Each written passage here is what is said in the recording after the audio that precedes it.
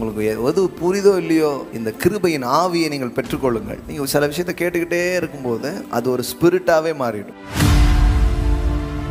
ஒருவரை ஒருவர் தங்களிலும் மேன்மையானவர்களாய் எண்ண கடவீர்கள். இதுதான் கிருபையின் வெளிப்பாட்டை பெற்றதின் அடையாளம். எனக்கு கிருபை தெரியும், அவங்களாம் கிருபை அப்படின்னீங்கன்னா அதுக்கு பேர் கிருபையே கிடையாது, கிறுக்கு. கிருபையில வளர்றீங்கன்னா என்ன அர்த்தம் தெரியுமா? அதுக்கு ஒரு அடையாளமே உங்களுக்குள்ள தாழ்மை வளரும். நம்ம கிறிஸ்தவத்துல தாழ்மையை வேற மாதிரி சொல்லி கொடுத்துட்டாங்க. ஒருத்தர் துட்டே இல்லாம பாவம் போல மண்டைக்கு எண்ணெய் இல்லாம உட்காந்துப்பாரு. பாருங்க, சகோதரர் எவ்வளவு தாழ்மையா இருக்கிறான் சார், அவர் ஏழ்மையா இருக்காரு. அங்க ஒருத்தர் நல்ல தலைகளெல்லாம் சீவி கோட்டு போட்டு பாருங்க, என்ன ஒரு பெருமை சார், அவர் அருமையா இருக்காரு. அருமையா இருக்கிறவரை பெருமையா இருக்கிறவன்ட்டும், ஏழ்மையா இருக்கிறவங்கள தாழ்மையா இருக்கிறவன்ட்டும் 2000 வர கிறிஸ்தவம் குழப்பிக்கிட்டே இருக்கு. பெற்றால்தான் கொடுக்க முடியும். கிருபை உங்களுக்கு கொடுக்கிறது, கொடுக்கும்படியாக கொடுக்கிறது. மதம் மனிதனிடம் ஒன்றை கேட்டுக்கொண்டே இருக்கும், ஆனால் கிருபை உங்களை கொடு என்று சொல்லுகிறதில்லை, உங்களுக்கு ஒன்றை அது கொடுக்கிறது. You are not achiever, you are a receiver. பாருங்க, அச்சீவருக்கும் ரிசீவருக்கும் வித்தியாசம் இருக்கு. இயேசு இறங்கி எனக்காக எல்லாத்தையும் செஞ்சு முடிச்சிட்டாரு பாத்தீங்களா, அவர் அச்சீவர். அவர் செஞ்சு முடிச்சதெல்லாம் நான் பெற்றுக்கொள்றேன். I am a receiver, you are a receiver. இந்த கிருபையை நீங்க கற்றுக்கொண்டு அதன் மூலமா அந்த ஜீவனில நீங்கள் வளர வளர ஒரு ராஜாவை போல எல்லாத்தையும் ஆள்றவங்களா மாறிடுவீங்களா. பாவத்தின் வாயிலாக மரணத்தின் சக்தி உள்ள போயிடுச்சு, இப்போ நீதியின் வாயிலாக ஜீவ சக்தி உள்ள போகுது. நீதியை பெற பெற இதுக்கு கூட வாய்ப்பு இருக்கு. அது என்னன்னா மரணத்துக்கே டிமிக்கி கொடுத்துருவீங்க. That is immortality. ஆதாம் என்கிற ஒரு மனுஷன் மூலமா பாவம், அதன் மூலமா என்ன வந்துடுச்சு? மரணம். இப்போ இன்னொரு நபர் வரார், இயேசு கிறிஸ்து. இவர் மூலமா என்ன நடக்குது? ஜீவன் வருது. உங்க செயலால் நீங்கள் பாவியாக இல்லை, ஆதாமின் செயலால் பாவியா மாறிட்டீங்க. அதுபோல உங்களுடைய கிரியை இல்லாமலேயே நீங்கள் நீதிமான்களாக மாற்றப்பட்டிருக்கிறீர்கள் என்பதுதான் சுவிசேஷம். சொல்றாங்க பாருங்க, செல்ஃப் மேட் மில்லினியர்ஸ் அப்படிங்கிறாங்க. No, no, no, no, no. I'm not self-made millionaire. I'm a God-made millionaire. You are a God-made millionaire. தாவீது சொல்லல I'm a self-made millionaire அப்படி சொல்லல. உம்முடைய காருண்யம் என்னை பெரியவனாக்கிற்று. எல்லா புகழும் ஒருவனுக்கே. சிலருக்கு சின்னதா வந்துடக்கூடாது. எல்லாம் நம்மளை பத்தி தெரியும்ல, அட்டி விழும் பாருங்க, ஒண்ணும் இல்ல பாஸ். அப்பவும் 2 பேர் பேசிட்டு இருப்பான்.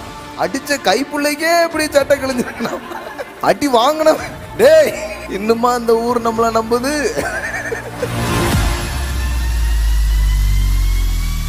என் சுயம் சார்ந்த முயற்சிக்கு உட்படுவதற்கு பெயர் தான் நியாயப்பிரமாணம். கிருபைன்னா என்ன?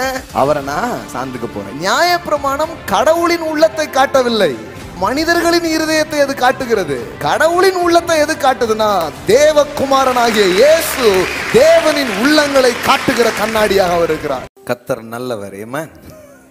சொல்லுவோமா? கர்த்தர் நல்லவர். எல்லாம் சொல்லுங்க, இயேசு நல்லவர். ஆமென். இயேசு நேசிக்கிறார். எல்லாம் சொல்லுங்க, இயேசு நேசிக்கிறார். ஆமென். சில வார்த்தைகள்லாம் நமக்கு ரொம்ப பழகி போயிடுச்சு. என்ன ஆயிடுச்சு? பழகி போயிடுச்சதுனால மக்கள் என்ன நினைக்கிறாங்கன்னா அது ரொம்ப ஒரு ஆர்டினரி வேர்ட் மாதிரி ஆயிடுச்சு, சராசரியான ஒரு வார்த்தை மாதிரி ஆயிடுச்சு. ஆனால் அது எல்லாமே ரொம்ப பவர்ஃபுல்லான வார்த்தைகள். எல்லாம் சொல்லுவாங்க, இயேசு நேசிக்கிறார். ஆமென். இயேசு வாழ்வு கொடுக்கிறார். ஆமென். இயேசு என்னை விடுவிக்கிறார். ஆமென். ஹல்லேலூயா. எல்லாம் இயேசுவே. ஆமென். உங்களுக்கு எது புரிதோ இல்லையோ, நான் சொல்றேன், இந்த கிருபையின் ஆவியை நீங்கள் பெற்றுக்கொள்ளுங்கள். இந்த கிருபையின் ஆவி அப்படிங்கிறது பாருங்க, நீங்கள் சில விஷயத்தை கேட்டுக்கிட்டே இருக்கும்போது அது ஒரு ஸ்பிரிட்டாவே மாறிடும். இப்போ பாருங்களேன், விசுவாசத்தை குறித்து பேசிக்கிட்டே இருக்கிற நீங்கள் அதை கேட்டே இருக்கும்போது நீங்கள் என்ன ஆவினால நிரப்பப்பட்டுருவீங்க? The spirit of faith. எல்லாம் சொல்லுங்க, ஸ்பிரிட் ஆஃப் ஃபெய்த். அன்னைக்கு கூட ஜூம் மூலமாக பிஸ்னஸ் பண்ணுறவங்களுக்கு ஒரு மீட்டிங் என்ன பண்ணுறோம், மாதத்தில் 2 முறை நடத்துகிறோம். பெய்டு மீட்டிங்ஸ், விலை கொடுத்து அவர்கள் கற்றுக்கொள்கிறார்கள்.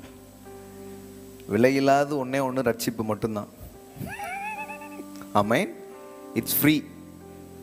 ஃப்ரீனா நம்ம விலை கொடுக்க வேண்டியதில்லை, ஆனால் அவர் விலை கொடுத்துருக்காரு. புரியுதுங்களா உங்களுக்கு? நமக்கு தான் ஃப்ரீ, ஆனால் அது ஃப்ரீயாக வரல.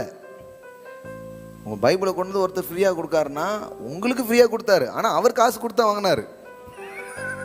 சில சொல்லுவாங்க ஃப்ரீயாக கொடுத்தாங்க பிரதர் பைபிளில். பைபிள் ஃப்ரீயாலாம் எதுவுமே கிடையாது, ஃப்ரீயாவே கிடையாது. கிறிஸ்தவத்தில் பிரியாவே கிடையாது. புரியுதா உங்களுக்கு? ஆமாம், விலை கொடுக்கப்பட்டிருக்கிறதுனால இலவசம். இன்னொன்று, யாராலையும் இந்த உலகத்தில் இருக்கிற எவ்வளோ பெரிய செல்வந்தனும் தன் ஒட்டுமொத்த செல்வத்தை கொட்டி கொடுத்தாலும் வாங்க முடியாது. அதனால் இலவசம். ஆமென். அது விலையேறப்பட்டது, விலை இல்லாதது, யாராலையும் செலுத்தவே முடியாது. அதனால் தேவனே நானே ஃபுல்லாக பே பண்ணிட்டேன்ட்டார். Amen. Fully paid. Amen. Fully paid. ஒரு ஹோட்டலுக்கு போயிட்டு நீங்கள் சாப்பிட போகிறதுக்கு முன்னாடி உங்கள் நண்பர் சொல்கிறாரு ஃபுல்லாக எல்லாமே நீங்கள் என்ன வேணாலும் சாப்பிடுங்க அப்படின்ட்டார். அப்படின்னா எப்படி சாப்பிடுவீங்க?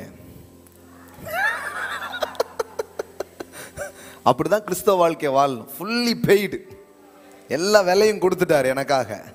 ஆமென். ஹல்லேலூயா. அந்த ஜூம் மீட்டிங் நடத்துகிறோம். அந்த ஜூம் மீட்டிங்கில் விலை கொடுத்து பிஸ்னஸ் பண்ணுறவங்க வந்து கற்றுக்குறாங்க. அப்போது அதில் இருந்து இந்த தலைப்பு தான் பேசினேன், த ஃபெய்த் ஆஃப் ஸ்பிரிட், விசுவாச ஆவி அப்படின்னு பேசினேன்.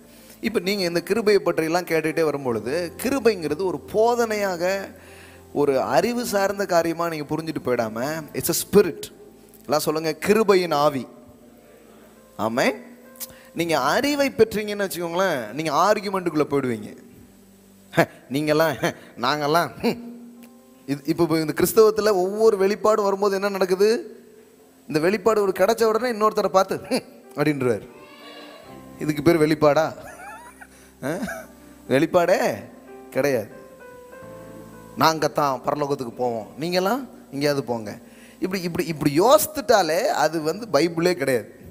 அது ஆண்டவர்கிட்ட வர்ற ஒரு தன்மையே கிடையாது. உங்களில் ஒருவரை ஒருவர் தங்களிலும் மேன்மையானவர்களாக எண்ணுங்கள். அதுதான் வேதாகமத்தின் சிந்தனை. ஆமென். ஒருத்தரை விட ஒருத்தர் நீங்கள் எப்படி நினைங்க? எப்படி நினைங்க? மேன்மையாக எண்ணுங்கள். அப்படி எண்ணும். அப்படி என்றது தான் கிறிஸ்துவினுடைய சிந்தனையாக இருக்கிறது. பாருங்க, பிலிப்பியர் 2ஆம் அதிகாரம் ஒரு ஹை தாட்ஸ் நான் உங்களுக்கு சொல்கிறேன். இன்னைக்கு த ஸ்பிரிட் ஆஃப் கிரேஸை நீங்கள் ரிசீவ் பண்ணணும். இதனுடைய தொடர்ச்சி நிறைய நான் பேசிகிட்டே வர போகிறேன். ஆனால் உங்களுக்கு சொல்கிறேன். பிலிப்பியர் 2ஆவது அதிகாரம் 2:1 வாசிக்கிறேன். ஆதலால் கிறிஸ்துவுக்குள் யாதொரு ஆறுதலும், அன்பினாலே யாதொரு தேறுதலும், ஆவியின் யாதொரு ஐக்கியமும், யாதொரு உருக்கமான பட்சமும் இரக்கங்களும் உண்டானால் நீங்கள் ஏக சிந்தையும் ஏக அன்பும் உள்ளவர்களா இருந்து. ஏகன்னா என்ன? பரந்த மனசு, உயர்ந்த எண்ணம், அதுதான் ஏக. புரியுதா? பழைய தமிழ் வார்த்தை போட்டிருந்தாங்களா, நமக்கு வந்து அது என்னமோங்கிற மாதிரி ஆயிடுது. சுத்தி ஒரு லார்ஜ் ஹார்ட்டோட என்ன பண்ணு, திங்க் பண்ணு. ஒரு லார்ஜ் ஹார்ட்டோட யோசிக்க ஆரம்பி. ஏக சிந்தை. ஓகே, கவனிங்க. இசைந்த ஆத்துமாக்களாய் ஒன்றையே சிந்தித்து என் சந்தோஷத்தை நிறைவாக்குங்கள். ஒன்றையும் வாதிலாவது வீண் பெருமையினாலாவது செய்யாமல் மனத்தாழ்மையினாலே ஒருவரை ஒருவர் தங்களிலும் மேன்மையானவர்களாய் எண்ண கடவீர்கள். என்ன வார்த்தை வருது பாருங்க. எல்லாம் சொல்லுங்க, ஒருவரை ஒருவர் தங்களிலும் மேன்மையானவர்களாய் எண்ண கடவீர்கள். பக்கத்தில் பார்த்து சொல்லுங்க, நீங்க ரொம்ப மேன்மையானவங்க. யாராவது இருந்தா சொல்லுங்க, நீங்க ரொம்ப மேன்மையானவங்க. சாரி, இது வரைக்கும் உங்க அருமை எனக்கு தெரியல, கூடவே இருந்ததுனால உங்களை சீப்பா நினைச்சிட்டேன். என் பக்கத்தில் உட்கார்ந்தனால என்ன மாதிரியே உங்களை யோசித்துட்டேன்.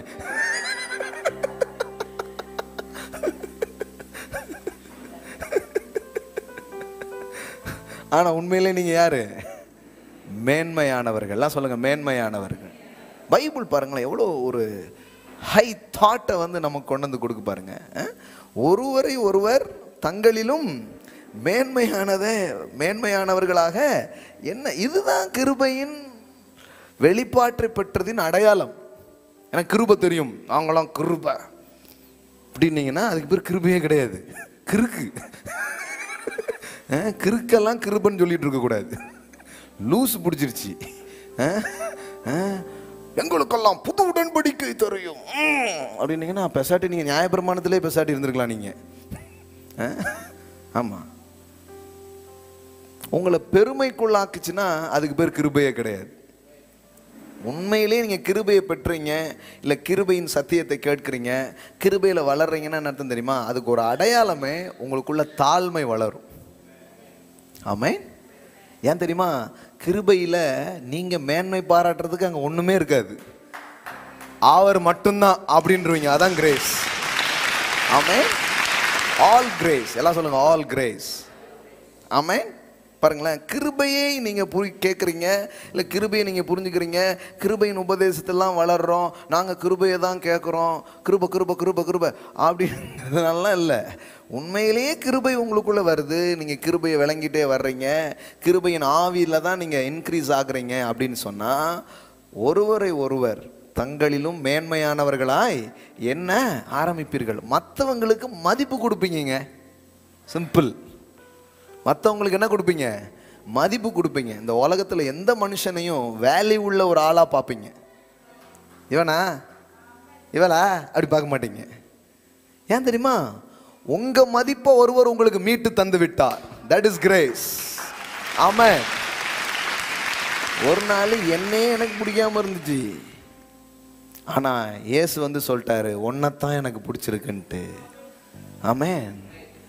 அதுக்கப்புறம் என்ன பிடிச்சது மட்டும் இல்லாமல் எனக்கு எல்லாரையும் பிடிக்க ஆரம்பிச்சிடுது. இதுதான் இந்த பரிமாற்றம் தான். எத்தனை பேர் அதை எக்ஸ்பீரியன்ஸ் பண்ணுறீங்க, அனுபவிக்கிறீங்களா? கிருபையின் ஆவியா இல்லை வேற ஏதா? அப்போது இது உள்ள வேலை. ஒரு ஒரு ஒரு சத்தியம் வந்துடுச்சுனாலே, ஒரு ட்ரூத் வருதுனாலே, அந்த ட்ரூத்தினுடைய எக்ஸ்பிரஷன் வச்சு சொல்லலாம் அது எந்த மாதிரியான ட்ரூத்துன்ட்டு. அதனால தான் வந்து கனியை பார்த்தா தெரிஞ்சுக்கலாம், கனிகளால் நீங்கள் அறியீர்கள் அப்படிங்கிறாரு. இந்த ஃப்ரூட் வந்து மரம் என்ன மரம்னு என்ன பண்ணுது சொல்லுது.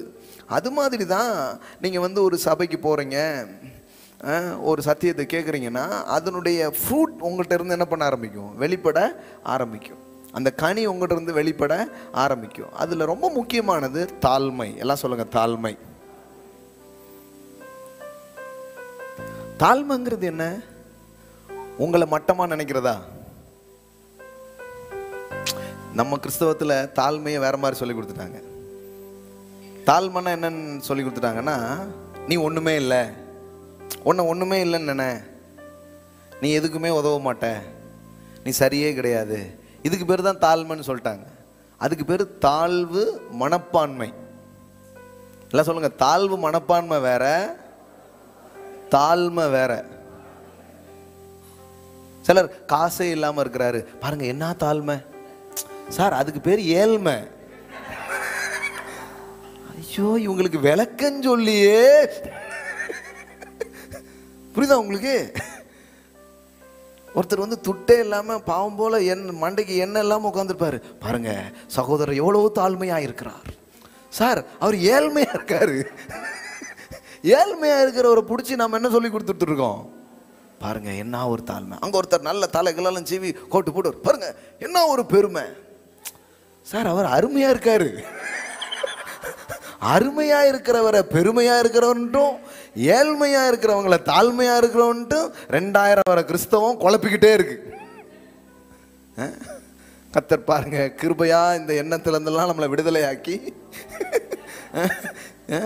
எவ்வளோ அறியாமையில் மக்கள் வாழ்கிறாங்க பாருங்களேன். அதுவும் பாருங்க கிறிஸ்தவத்துக்குள்ள வந்துக்கிட்டு இந்த எண்ணம் வந்துடுது. வெளியில் உள்ளவங்க இதையெல்லாம் ஒத்துக்க மாட்டாங்க. சபை போதனைன்னு வந்து சிக்கிக்கிறாங்க பாருங்க கொஞ்சம் பேர். ஆமாம், அவங்களுக்கு தான் இப்படி ஒரு பிற்போக்கு சிந்தனைகள்லாம் என்ன பண்ணிடுது, வந்துடுது. அதனால தான் பாருங்கள் ரொம்ப இந்த சர்ச்சுக்கு போய் கூட்டங்கெல்லாம் போனவங்கள சிலருக்கு பிடிக்கவே மாட்டேங்க அவங்கள பார்த்தாலே. ஏன்னா இவங்க நடந்துக்கிறதும் பேசுகிறதும் எப்படி இருக்குது, அதுக்கு ஒரு அறிகுறியே இல்லையப்பா. இப்போ கடவுளை தான் பார்க்க போறியா இல்லை கள்ள மிட்டாய் சாப்பிட போறியா ஒரு ரிஃப்ளெக்ஷனே ஒன்றுமே தெரிய மாட்டேங்குப்பா. கொஞ்சம் கூட கிருபை உங்கள்கிட்ட என்ன பண்ண முடியல, பார்க்கவே முடியலையே அப்படின்னு என்ன பண்ணுறாங்க, சொல்கிறாங்க. அப்போ ஒரு காரியத்தின் ஒரு ஒரு மேன்மையான காரியம் உங்களுக்குள்ள விளங்குதுன்னு சொன்னால், அந்த மேன்மையான காரியத்திற்கு சில வெளிப்பாடுகள் இருக்கிறது. அது என்னன்னா, நீங்கள் மற்றவங்களை மேன்மையாக நினைக்க ஆரம்பிப்பீங்க. ஆமென். ஏன் கிருபையை குறித்த போதனையை கேட்கும் பொழுது நீங்கள் மற்றவங்களை மேன்மையாக நினைப்பீங்கன்னா, உங்கள் மேன்மையே ஒருத்தர் உங்களுக்கு காட்டுறார். ஆமென். நான் எவ்வளவு மேலாக இருக்கிறேன். யார் பொதுவாக மற்றவங்களுக்கு மதிப்பு கொடுப்பாங்க தெரியுமா? தங்கள் மதிப்பை உணர்ந்தவர்கள் தான் பிறருக்கு மதிப்பை கொடுக்கிறார்கள். ஆமென். தங்கள் மதிப்பே தங்களுக்கு தெரியாதவர்கள் இன்னொருத்தருக்கு மரியாதையை கொடுக்கறது ரொம்ப கஷ்டம். சிம்பிளாக சொல்லட்டுமா உங்களுக்கு? எதையாவது ஒன்றை நீங்கள் பெற்றுக்கொண்டால் தான் நீங்கள் வழங்க முடியும். ஆமென். எல்லாம் சொல்லுங்க, பெற்றுக்கொண்டால் தான் வழங்க முடியும், பெற்றால் தான் கொடுக்க முடியும்.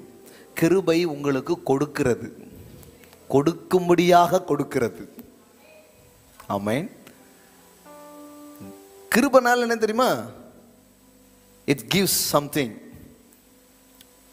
The Lord demands, but grace gives. கிருபைக்கும் நியாயப்பிரமாணத்துக்குமான வித்தியாசங்கள் என்ன? மதத்துக்கும் தேவனுடைய அன்பின் செய்திக்கும் இருக்கிற வித்தியாசம் என்ன? மதம் மனிதனிடம் ஒன்றை கேட்டுக்கொண்டே இருக்கும், எதிர்பார்த்து கொண்டே இருக்கும். எதையாவது ஒன்றை கொண்டு வா, ஏதாவது ஒன்றை கொடு கொடு கொடு கொடு கொடு அப்படின்னு சொல்லிக்கிட்டே இருக்கும். அதான் மதம். ஆனால் கிருபை உங்களை கொடு என்று சொல்லுகிறதில்லை, உங்களுக்கு ஒன்றை அது கொடுக்கிறது. ஆமென். எல்லாம் சொல்லுங்க, பெறுகிறவர்கள். Who is the grace people? They are receiver. They are receiver. Roman 5:17 says, ரோமர் 5:17 சொல்லுகிறது, ரோமர் 5:17, அல்லாமலும் ஒருவனுடைய மீறுதலினால் அந்த ஒருவன் மூலமாய் மரணம் ஆண்டு கொண்டிருக்க கிருபையின் பரிபூரணத்தையும் நீதியாகிய ஈவின் பரிபூரணத்தையும் பெறுகிறவர்கள். எல்லாம் சொல்லுங்க, பெறுகிறவர்கள். உங்களுக்கு பேர் என்ன? எதுக்கு உங்களுக்கு எல்லாம் பெற்றோர்னு பேரு? நீங்க ஒன்றை என்ன பண்ணிருக்கீங்க? பெற்றிருக்கீங்க. அவர் தந்தோர், நீங்கள் பெற்றோர். ஆமென். எல்லாம் சொல்லுங்க, தேவன் தந்தோர், நீங்க யாரு? பெற்றோர். அப்போ நீங்கள் யார்? பெறுகிறவர்கள். கிருபையின் வழியிலே வாழ்கிற வளர்கிற அப்படிங்கிற நீங்க யாருன்னா, யூ ஆர் a receiver. எல்லாம் சொல்லுங்க, I am a receiver. You are not achiever, you are a receiver. பாருங்க, அச்சீவருக்கும் ரிசீவருக்கும் வித்தியாசம் இருக்கு. அச்சீவர் யாரு? அவர் போய் என்ன பண்றாரு? அடைகிறார். அவர் தான் யாரு? அச்சீவர்.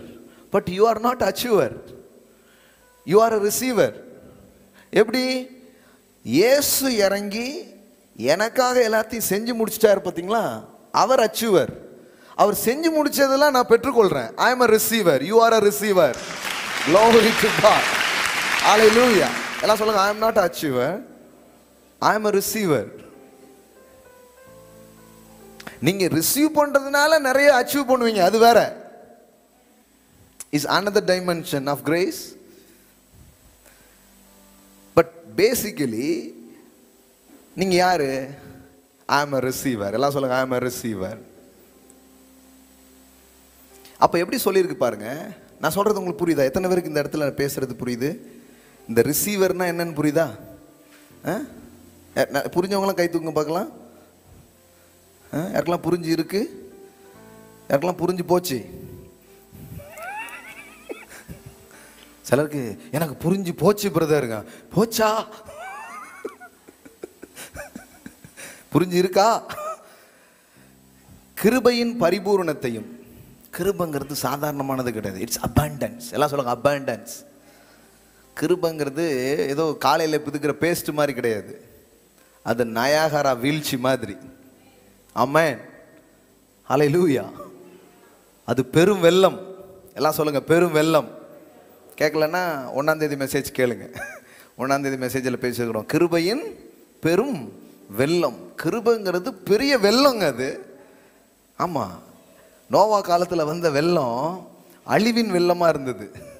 ஆனால் தேவன் தன் குமாரனை அனுப்பி உங்களை வாழ வைக்கும் கிருபையின் வெள்ளத்தை அனுப்பிட்டு இருக்காரு. இப்போ நீங்கள் வேணா பாருங்க, இந்த வெள்ளத்தில் உலகமே மூழ்கும்.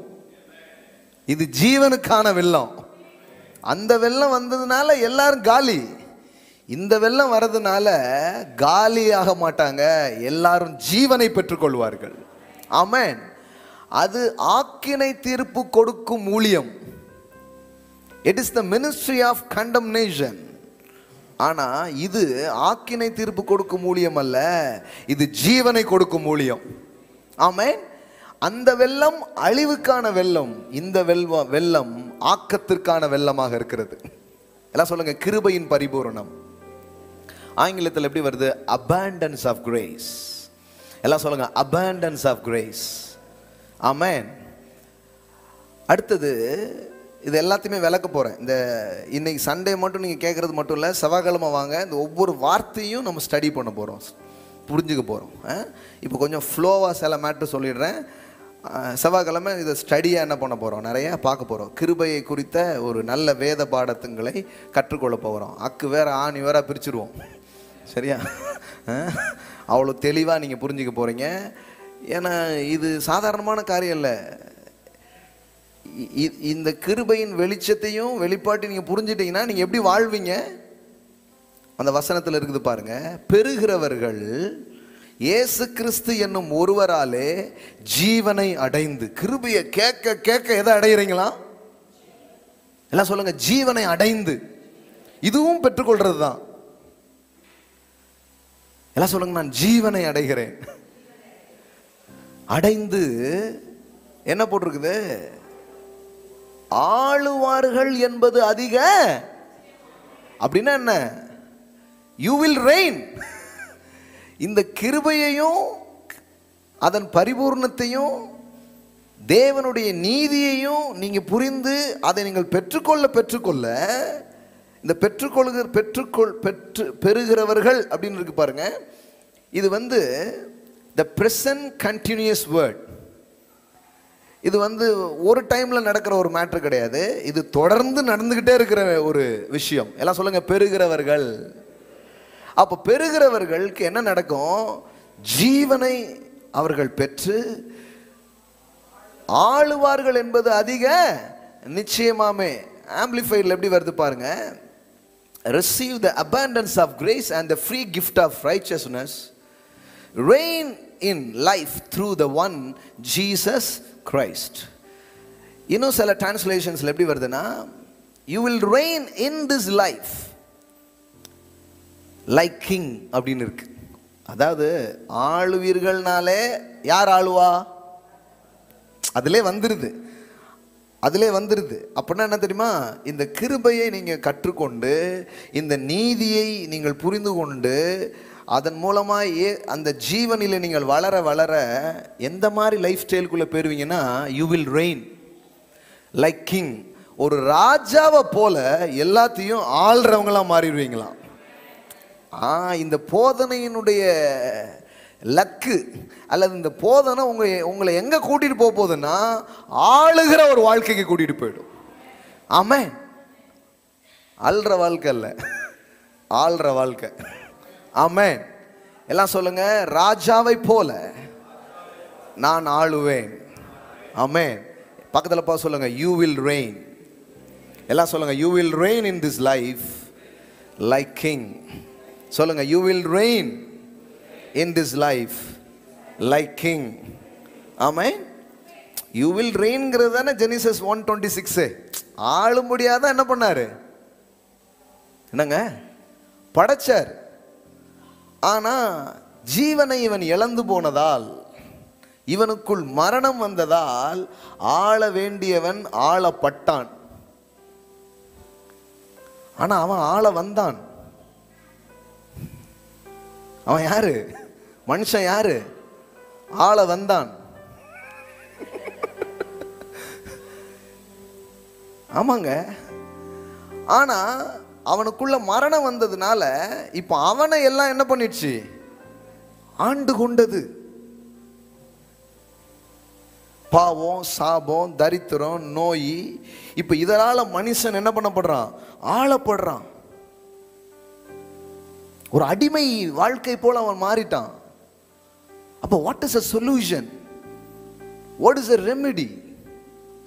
அப்படின்னா இவனுக்குள்ள இந்த மரணத்தின் சக்தி போனதுனால, பாவத்தின் வாயிலாக மரணத்தின் சக்தி உள்ள போயிடுச்சு. இப்போ நீதியின் வாயிலாக ஜீவசக்தி உள்ள போகுது. அரங்சான் தெரியலையே. பாவத்தின் விளைவாக மரணம் என்கிற சக்தி உள்ள போயிடுச்சு மனுஷனுக்குள்ள. இப்போ நீதியின் வாயிலாக, நீதி என்ன? இயேசு கிறிஸ்து என்கிற நீதியின் வாயிலாக இப்ப மனுஷனுக்குள்ள என்ன போகுது? ஜீவனின் சக்தி. அதனாலதான் நீதியின் பாதையில் ஜீவன் உண்டு, அதில் மரணம் இல்லை.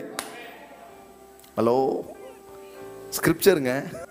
நீதியின் பாதையில் என்ன இருக்கு? ஜீவன் உண்டு, அதுல என்ன கிடையாது? மரணம் இல்லை. மரணம் இல்லாத வாழ்க்கை சாத்தியமா? மரணம் இல்லைன்னு பைபிள்ல போட்டிருக்கு. எந்த அளவு, எதுக்கு மரணம் இல்லை? சும்மா மரணம் இல்லை அப்படி கிடையாது. நீங்க நீதியை பெற பெற, கிருபையை பெற பெற இதுக்கு கூட வாய்ப்பு இருக்கு. அது என்னன்னா மரணத்துக்கே டிமிக்கி கொடுத்துருவீங்கிறார். That is immortality. எத்தனை பேருக்கு விளங்குச்சு? That is immortality. இந்த கிருபையை பெறுகிறவர்கள், நீதியை பெறுகிறவர்கள் பெற்றுக்கிட்டே வர்றீங்க. பெற பெற பெற முதல்ல நம்பிக்கை கிடைக்கி, சுகம் கிடைக்கி, விடுதலை, வெற்றி, இப்படி ஒன்னொன்னா பெருகிட்டே வருது. அதுக்கப்புறம் பார்த்தா கூஜா மாதிரி இருந்தீங்க, ராஜா மாதிரி ஆயிடுறீங்க. ஆள ஆரம்பிக்கீங்க, வாழ்க்கையே ரெயின் பண்றீங்க. கிறிஸ்து என்கிற அந்த அவருடைய ஜீவன் உள்ள போய் போய் போய் இம்பார்ட் ஆயிட்டே இருக்குது. த லைஃப் இம்பார்ட்டேஷன் உங்களுக்குள்ள நடக்க நடக்க நடக்க திடீர்னு பார்த்தா கிறிஸ்து மாதிரியே வாழ ஆரம்பிச்சிடுறீங்க, இயேசு மாதிரியே வாழ ஆரம்பிச்சிடுறீங்க. அப்போ உங்களுக்கு புரியுதுன்னா இந்த போதனையினுடைய கோல் அல்லது இந்த போதனை உங்களை எங்க கொண்டு போய் நிறுத்திட முடியும் அப்படின்னா இதுதான். அந்த ஸ்கிரிப்சர் ரெஃபரன்ஸ் போட்டிருக்காங்க 12:28. நீதியின் பாதையில், நீதிமொழிகள் 12:28. நீதியின் பாதையில் என்ன உண்டு? அந்த பாதையில் மரணம் இல்லை. 2 வார்த்தை போட்டாங்க. But immortality, eternal life. மண்டையை போட்டு எதுக்கு பிச்சுக்கணும்? எது வேணுமோ வச்சுக்கோ அப்படின்னு போட்டாங்க. எல்லாம் சொல்லுங்க, இம்மார்டாலிட்டி, லைஃப், ரெண்டுமே இருக்கு. எட்டர்னல் லைஃப்னா செத்ததுக்கு அப்புறம் கிடைக்குதுன்னு நிறைய பேர் நினைக்கிறாங்க. இல்லைங்க, அவருடைய ஜீவனுக்கு பேர் தான் eternal life. Getting God's life, receiving God's life, that is eternal life. தேவனுக்கு சாவு உண்டாங்க? கிடையாது. அப்ப தேவனுடைய ஜீவன் உங்களுக்குள்ள வந்துடுச்சுன்னா என்ன வந்துடுச்சு? நித்திய ஜீவன் வந்துடுச்சு. தேவனுடைய ஜீவன் தான் நித்திய ஜீவன். நித்திய ஜீவன், நித்திய ஜீவன். நம்ம ஆட்கள் முடிஞ்சதுக்கு அப்புறம் கிடைக்கிறது நித்திய ஜீவன்கிறாரு. முடியவே கூடாதுன்னு கிடைக்கிறதா நித்திய ஜீவன்.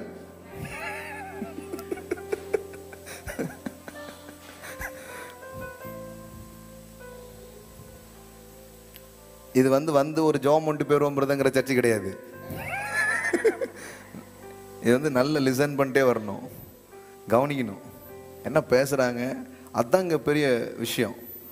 ஆமா, அப்ப கவனிங்க. ரோமன் 5:17. அல்லாமலும் ஒருவனுடைய மீறுதலினால் அந்த ஒருவன் மூலமாய் மரணம் ஆண்டு கொண்டிருக்க. ஒருவன் தான் சப்ஜெக்ட். யார் மூலமா மரணம் வந்துச்சு? ஆதாம் என்கிற ஒருவன் மூலமா என்ன வந்துடுச்சான்? மரணம் வந்துச்சான். நான் சொல்லட்டுமா? Death is not God's idea, life is God's idea. மரணம் கடவுளுடைய திட்டம் அல்ல, ஜீவன் தான் கடவுளுடைய திட்டமா இருக்குது. ஆமென். அதனாலதான் உபாகமத்தில் சொல்றார், சூஸ் லைஃப். அப்படிங்கிறார். ஆசீர்வாதம் இருக்கு, சாபம் இருக்கு. ஜீவன் இருக்கு, மரணம் இருக்கு. நீயும் உன் சந்ததியும் பிழைக்கும்படிக்கு ஜீவனை தெரிந்து கொள் அப்படிங்கிறார். எது கடவுளுடைய சித்தம்? நான் சாவறதா வாழ்றதா, ஆசீர்வாதமா சாவமா? குழப்பமே வேண்டாம், கடவுளே சொல்லிட்டாரு. இது எப்படி தெரியுமா? சூஸ் த ரைட் ஆன்சர்னு வரும் கொஸ்டின். அதை கூட டிக் பண்ண முடியாம முடிச்சிட்டு இருப்பாங்க சில பேர். பார்த்தீங்களா நீங்க? ரொம்ப ஈஸியாக என்னன்னா 2 பதில் கொடுத்துருப்பாங்க. அது ஈஸி. ரொம்ப பேர் என்ன பண்ணிடுவாங்க, அதில் போய் ஒரு மார்க் நல்லா வந்துடும், முடிச்சுட்டு இருப்பாங்க. சில நேரம் ஸ்கூல் பேரை காப்பாற்றுமேனு வாத்தியார் அதை அப்படின்னு சொல்லிட்டு போவார். நாங்களாம் அந்த மாதிரி ஸ்கூலில் படித்து வந்திருக்கோம். கிருபையின் பள்ளியில் படிச்சிருக்கிறோம் நாங்களாம். நீங்களாம் இதில் படிச்சிங்கன்னு தெரில. ஐயோ பாவம், உங்களெல்லாம் பார்த்தா எனக்கு பாவமாக இருக்குது. அப்படி தான் பாஸ் ஆகி 8ஆம் கிளாஸ், அப்பவும் 8ஆம் கிளாஸ் வரைக்கும் தான் வந்திருக்கு பாருங்களேன். ஏன்னா திருநெல்வேலிக்கு வந்ததுக்கப்புறம் கிருபையின் பள்ளி இல்லை, கத்திட்டலில் வந்து செல்லுபடி ஆகலை. 9th போட்டாங்க, போயிடுச்சு. 9th போயிடுச்சு பாருங்க. ஆமாம். அதுக்கப்புறம் கடவுள் பாம்பே கூட்டு போய் அவர் ஒரு கிருபையின் பள்ளி வச்சு நம்மளை இவ்வளோ தூரம் உருவாக்கி கொண்டு வந்துருக்கிறார்.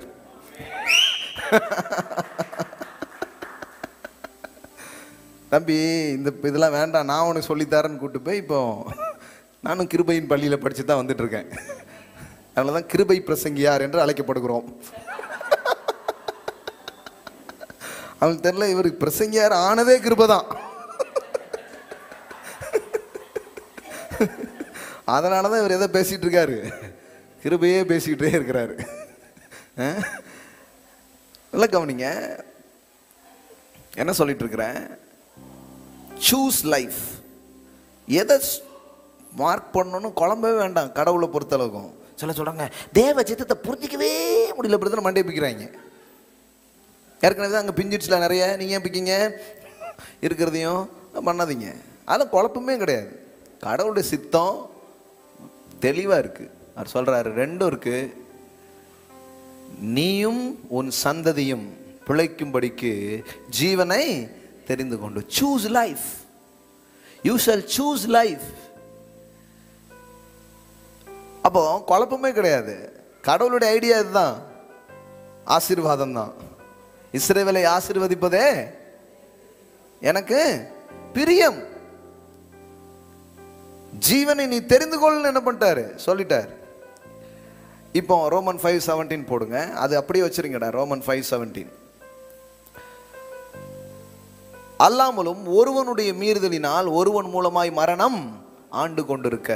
அப்போ மரணம் என்கிற ஒன்று ஆதாம் என்கிற ஒரு மனுஷனுடைய கீழ்ப்படியாமைனால உள்ள என்ன பண்ணுது, என்டர் ஆகுது. ஆனா இப்ப பாருங்க, ஆண்டு கொண்டிருக்க கிருபையின் பரிபூர்ணத்தையும் நீதியாகிய ஈவின் பரிபூர்ணத்தையும் பெறுகிறவர்கள் இயேசு கிறிஸ்து என்னும் ஒருவராலே ஜீவனை அடைந்து.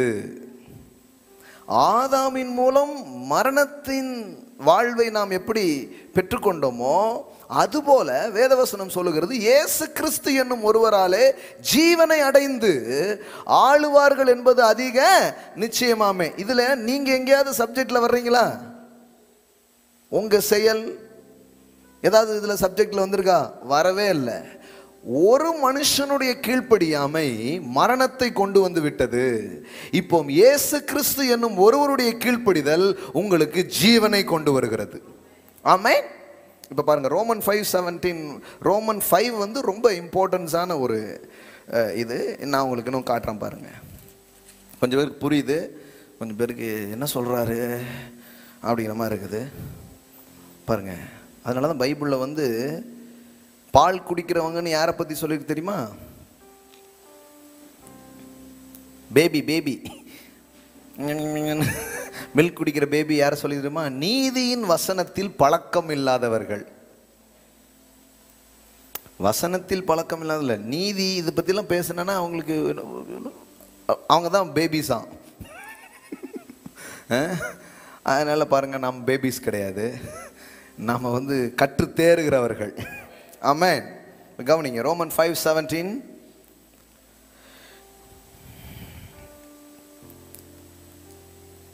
12 பாருங்க. இப்படியாக ஒரே மனுஷனால் பாவமும் பாவத்தினாலே மரணமும் உலகத்தில் பிரவேசித்தது. அதாவது ஆதாம் என்கிற ஒரு மனுஷன் மூலமா பாவம், அதன் மூலமா என்ன வந்துடுச்சு? மரணம். இப்போ இன்னொரு நபர் வரார். அவர் யாரு? இயேசு கிறிஸ்து. ஆமென். நல்லா கவனிங்க, இயேசு கிறிஸ்து. இவர் மூலமா என்ன நடக்குது? இவர் நீதியா இருக்கிறாரு.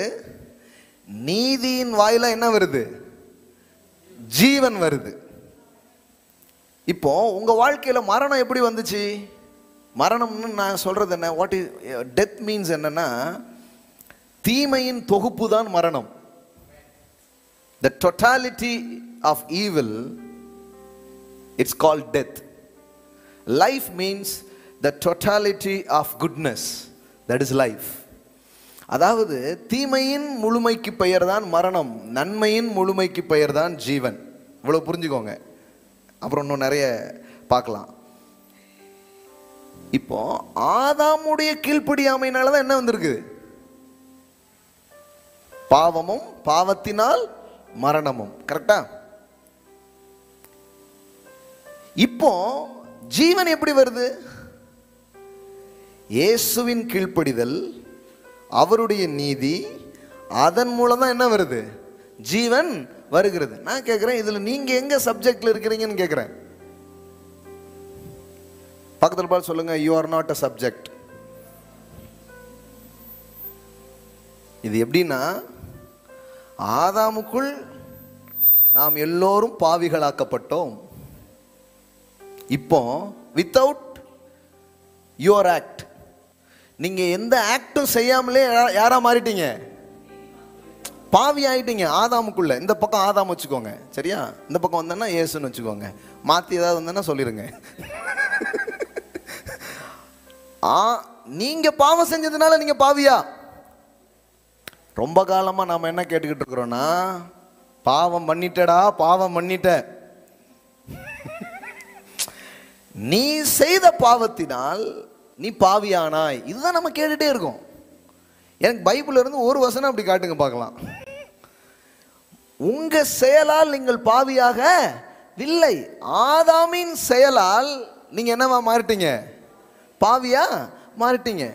இப்போ ஒருத்தர் கேட்குறாரு, நான் பாவி ஆகணும்னா என்ன பண்ணணும் அப்படின்னு உங்கள்கிட்ட கேட்குறாரு. பாவி ஆகணும்னா பேங்க் லாக்கரை உடைக்கணும்,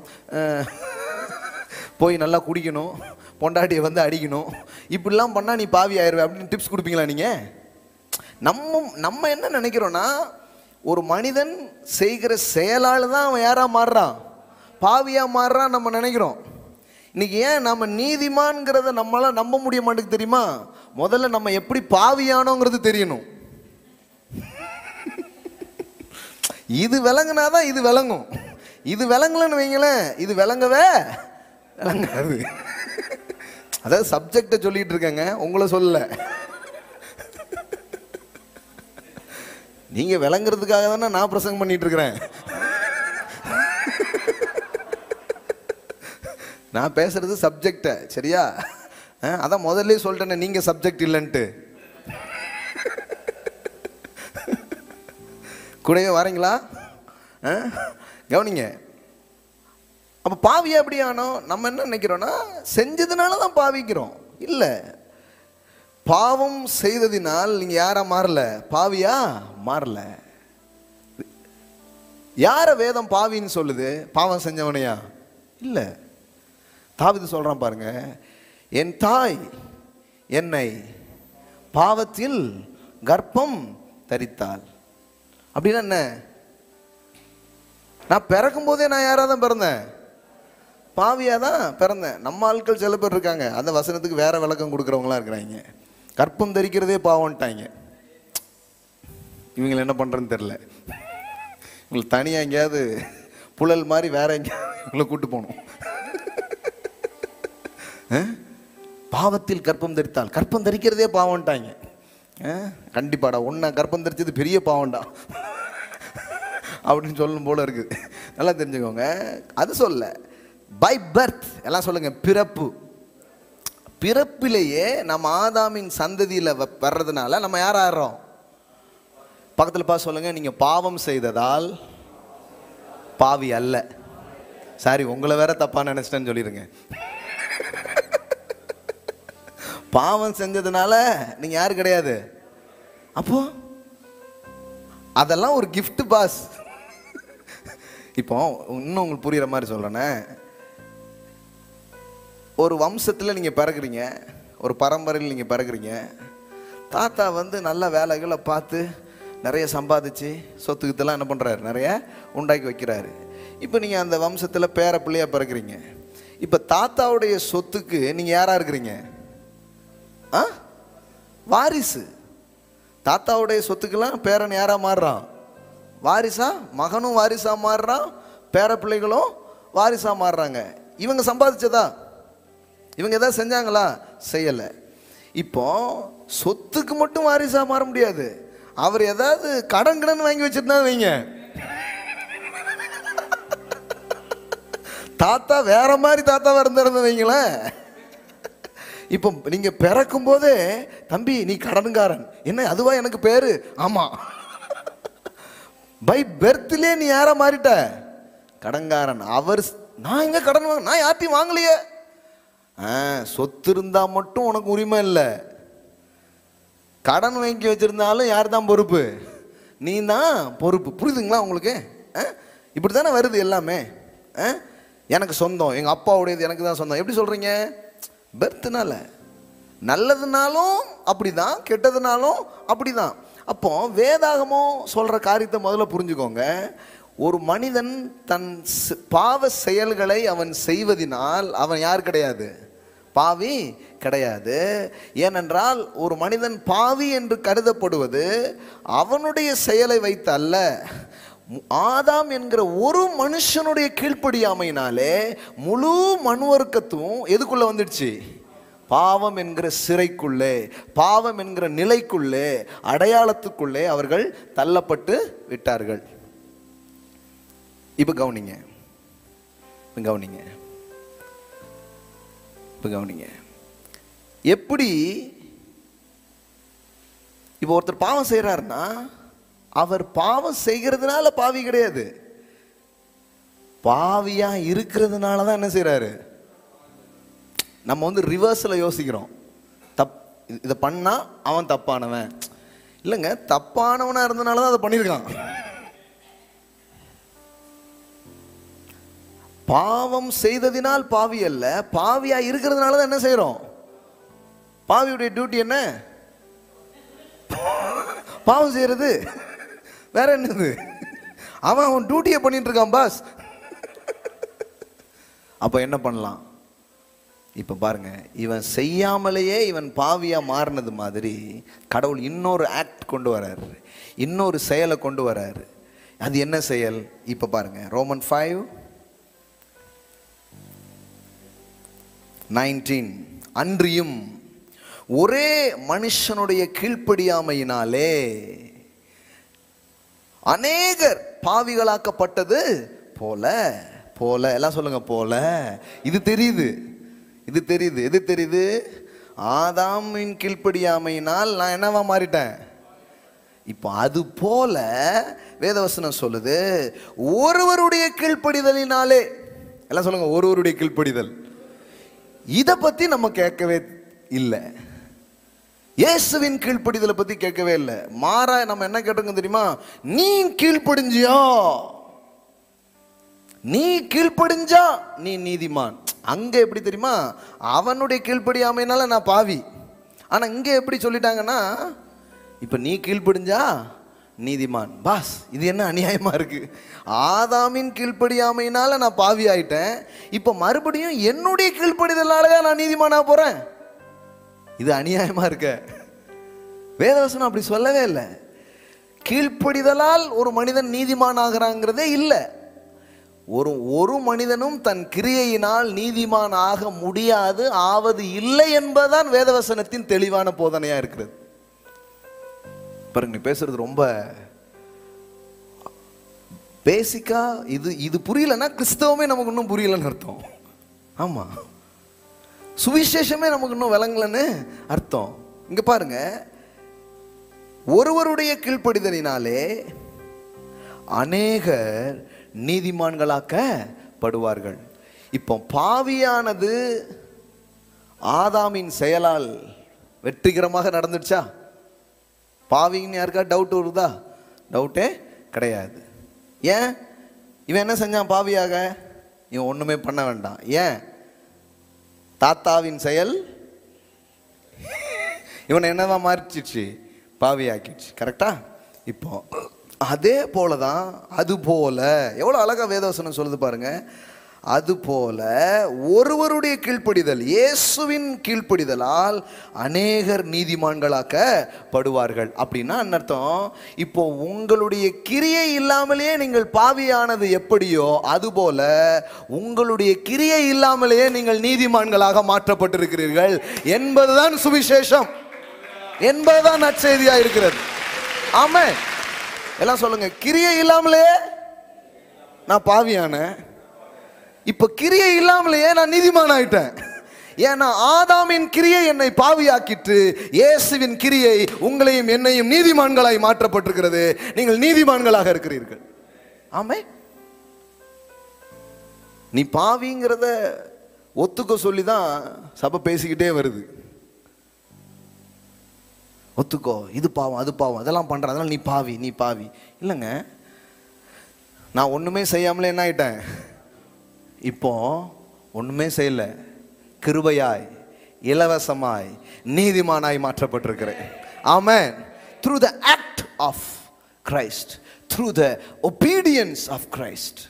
The obedience of Adam, it's made us sin, a sinful man. The obedience of Christ is made us righteous. Hallelujah.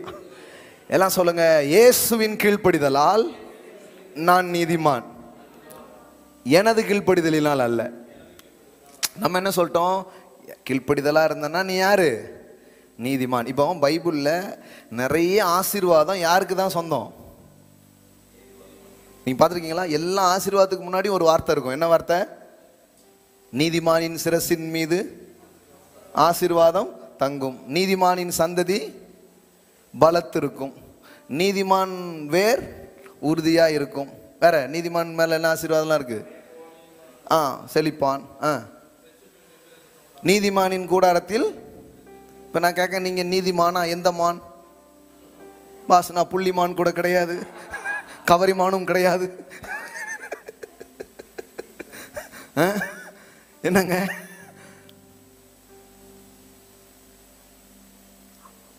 இந்த அப்போ நீதிமானுக்கு மேல இவ்வளவு ஆசீர்வாதம் சொல்லியிருக்கு. ஆனா அது எதையுமே மக்களால தங்களுக்கு கிளைம் பண்ணவே முடியல. ஏன் தெரியுமா? பாஸ், நம்ம தான் நீதிமான் இல்லையே.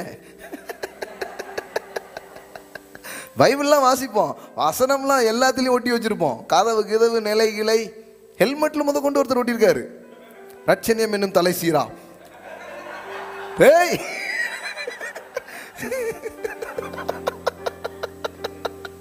அதுக்கு ஒரு வசனம் கண்டுபிடிச்சு ஓட்டிருக்காரு பாருங்க. எங்க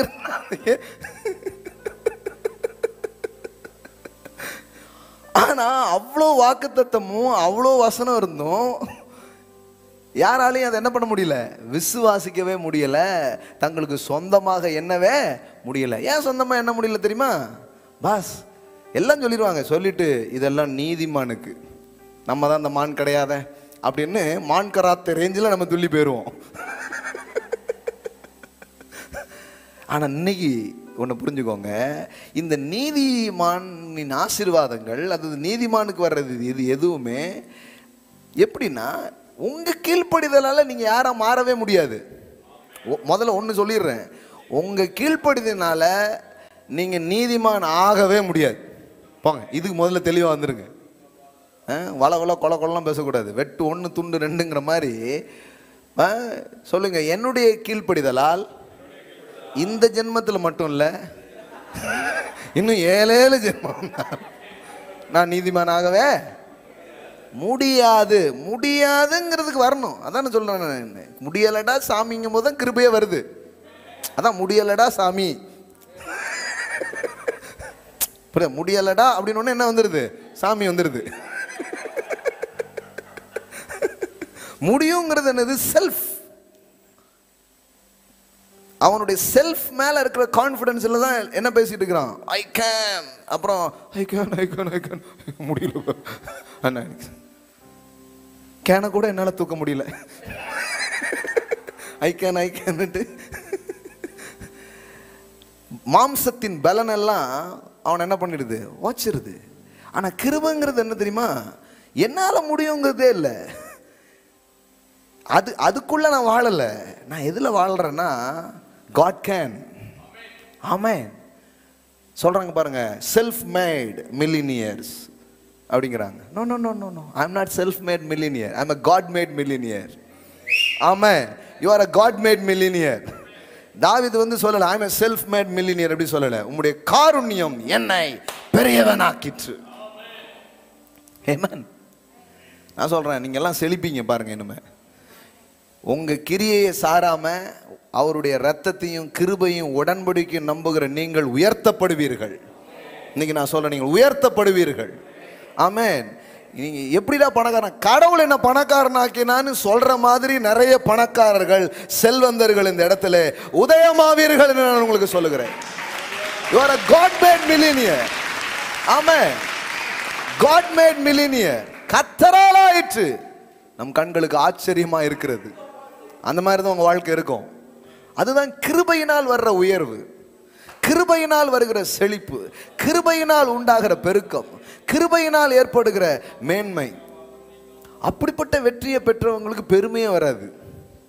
ஆமாங்க, கிருபையின் வழியில ஒருத்தன் செழிச்சான்னா அவனுக்கு பெருமையே வராது. ஏன் தெரியுமா? அவனுக்கு தெரியும், இது என்னால் ஆகலைங்க. எல்லா புகழும் ஒருவனுக்கே. நீ நதி போல ஆராதனை பாட்டுன்னு நினைச்சிட்டாங்க நிறைய பேர்.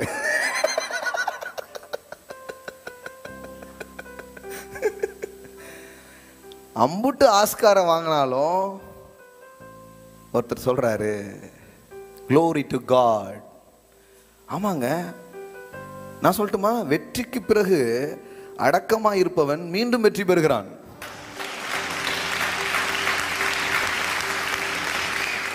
சிலருக்கு சின்னதா வந்துடக்கூடாது. எல்லாம் நம்மளை பத்தி தெரியும்ல, எல்லாம் நம்ம ஃபேமிலி பேக்ரவுண்டு. அட்டி விழும் பாருங்க.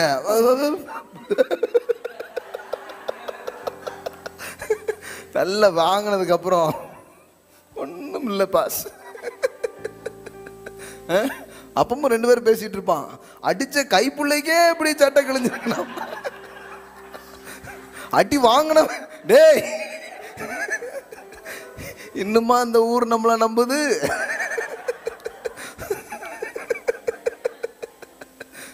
இவ்வளவு நேரம் ரோமர் கிமர்னா ஒன்னும் புரியல.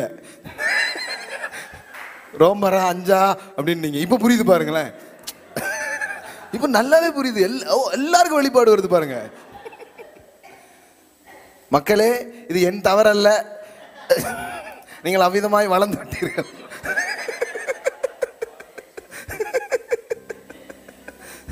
ஆதாமு ரோமரு எல்லாம் சொன்னா ஒன்றும் புரிய மாட்டேங்குது. ரூமரா இருக்குன்ட்டாங்க.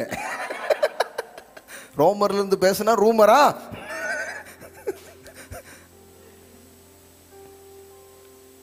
எல்லாம் கவனிங்க.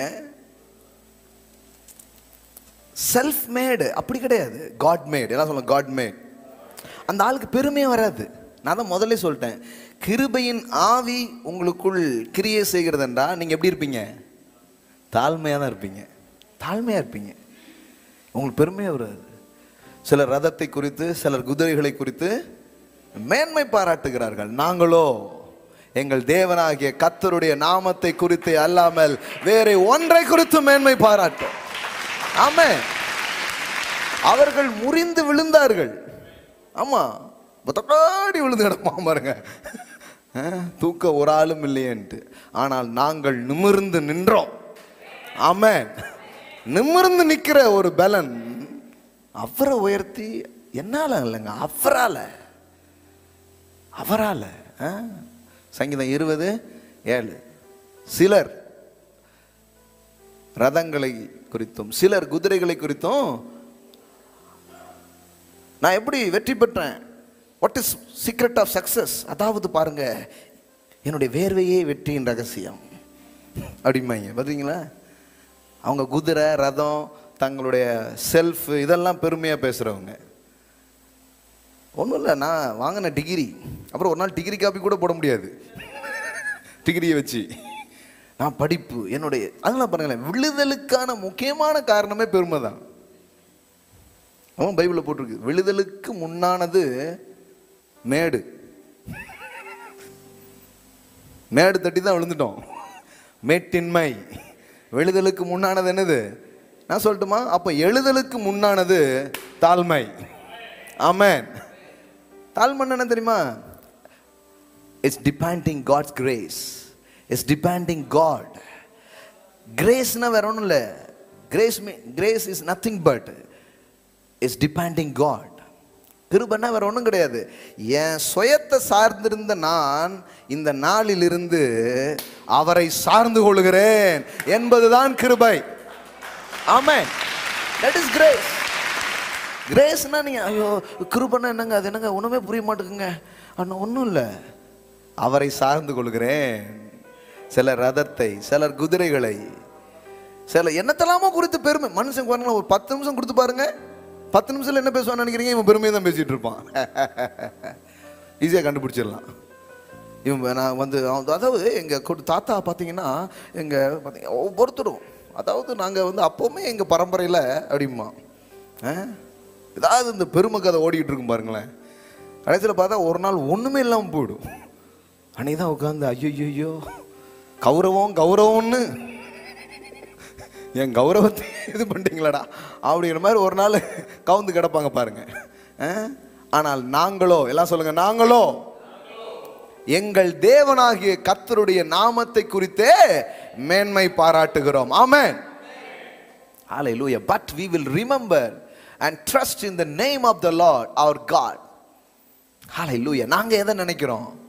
எங்க வெற்றி எப்படி வருது, எங்க பெருக்கம் எப்படி வருது, எங்க செழிப்பு எப்படி வருது, எங்க சுகம் எப்படி வருது, எங்க வாழ்க்கையில எல்லாம் எப்படி எனக்கு வந்து கிடைக்குது?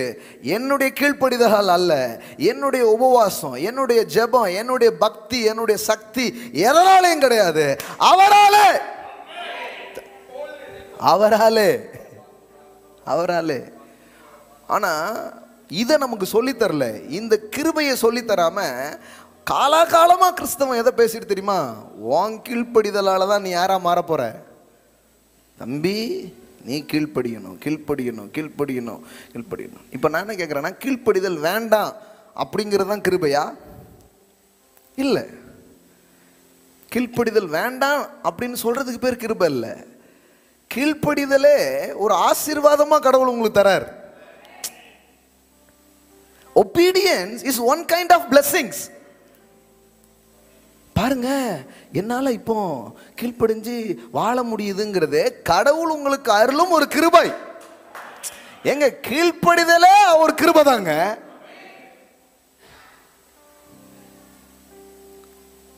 இவங்க கீழ்ப்படினா என்ன சொல்லிட்டாங்கன்னா, உன்னுடைய செல்ஃப் எஃபர்ட்ல நீ கீழ்ப்படிஞ்சனா அப்புறமா கடவுள் ஒன்று ஆசீர்வதிப்பாரு. இந்த இடத்துல மனுஷனை கொண்டு போட்டதுனால தான் பாருங்க, அவன் ட்ரை பண்ணி 10வது உன் பரிசுத்தம், அடுத்த வாரம் மீசையை ஒட்ட வெட்டிட்டு வந்துருக்குமா? இவங்க பரிசுத்தம்னு சொன்னதும் இந்த மீசை சட்டா இதுலேயே தான் சொல்லியிருக்காங்க, தவிர அது கூட கேரக்டரு தன்மை எல்லாம் சொல்லவே இல்லை. பாருங்களேன், லெக்கின்ஸ் போட்டு வருகிறாயா, லெக்கின்ஸுக்கு ஒரு பிரசங்கம், புருவத்தை ட்ரிம் பண்ணுகிறாயா அப்படின்னு இவர் மீசையை ட்ரிம் பண்ணிட்டு தான் வந்து பேசிட்டு இருக்கிறாரு. ஹலோ, இது எல்லாமே என்ன ஆயிடுச்சுன்னா, கிரியை சார்ந்த ஒரு இதுல மக்களை போட்டு இவங்க ட்ரை பண்றாங்க, நல்ல முயற்சி பண்ணு, ஒவ்வொரு கூட்டத்திலையும் எடுத்துட்டே இருக்கிறாங்க. நான் சொல்றேன், உங்களுடைய முயற்சியினால் வருவதல்ல கீழ்ப்படிதல், உங்கள் முயற்சியினால் வருவதல்ல பரிசுத்தம். கேட்டு பாருங்க, பரிசுத்தம் கேட்டு பாருங்க, சுத்தமா இல்ல பரிசுத்தம். ஏன்னா அது வந்து it's a gift of God. ஆமென். ஐயா, உங்களை நீங்களே பரிசுத்தம் செய்து கொள்ள முடியும்னா உங்களுக்கு கிறிஸ்துவும் தேவையில்ல, கல்வாரியும் தேவையில்ல, ரத்தமும் தேவையில்ல, வார்த்தையும் தேவையில்ல, ஆவியானவரே தேவையில்ல, கடவுளே உங்களுக்கு தேவையில்ல, பிரசங்கம் பண்றதுக்கு பாலசேகரும் தேவையில்ல. புரியுதுங்களா உங்களுக்கு? என்னால ஆக மாட்டுக்க, என்னால் ஆக முடியும்னு ஒரு கும்பல் சொல்லிச்சு பாருங்களேன், அவங்களுக்கு தான் கடவுள் நியாயப்பிரமாணத்தை கொடுத்தார். எங்க ஆக்கி காட்டு அப்படின்னாரு. They are proudly says, பாருங்க உங்களுக்கு கொஞ்சம் அப்படியே லைட்டா அப்படி காட்டுறேன். எக்ஸோடஸ் திருப்புங்க, யாத்திராகம் திருப்புங்க. நீங்க நினைச்சுக்காதீங்க கடவுள் இவனால கீழ்ப்படிய முடியும் அப்படிங்கிறதுக்காக நியாயப்பிரமாணம் கொடுக்கல. நியாயப்பிரமாணமே எது கொடுத்தார் தெரியுமா? தம்பி உன்னால முடியாது அப்படின்னா அது என்ன நீங்க முடியாது சொல்றது முடியும், அப்படி பேசுனதுனால தான் கொடுத்தாரு. சில கண்ணுக்குன்னு தெரியல அப்படின்னா கொஞ்சம் உட்காருங்க, நான் கூட்டு போறேன்னா எனக்கு தெரியும்னா அப்புறம் புத்தரின்னு விழுந்து கிடக்கிறது. சார் உட்காருங்களேன், போகும்போது கூட்டு போறேன்னா எனக்கு நான் என்ன முடியாதுன்னு நினைக்கிறீங்களா அப்படி எஞ்சி விழுந்து கிடப்பாங்க பாருங்க. யாத்திராகமம். கடவுள் ஒரு நாளும் உன் பரிசுத்தத்தை காட்டு, உன் கீழ்ப்படிதலை காட்டு, உன் யோகியத்தை பார்த்து தான் நான் உன்னை ஆசீர்வதிப்பேன்னு கடவுள் ஒரு நாள் அந்த ஐடியாவில் இல்லை. கடவுள் மனுஷன் அந்த ஐடியாவில் இருந்தான். அந்த ஐடியா தப்புன்னு அவனுக்கு புரிய வைக்கிறதுக்கு தான் கடவுள் எதை கொடுத்தாரு? நியாயப்பிரமாணத்தை கொடுத்தாரு. நியாயப்பிரமாணம்னா என்ன?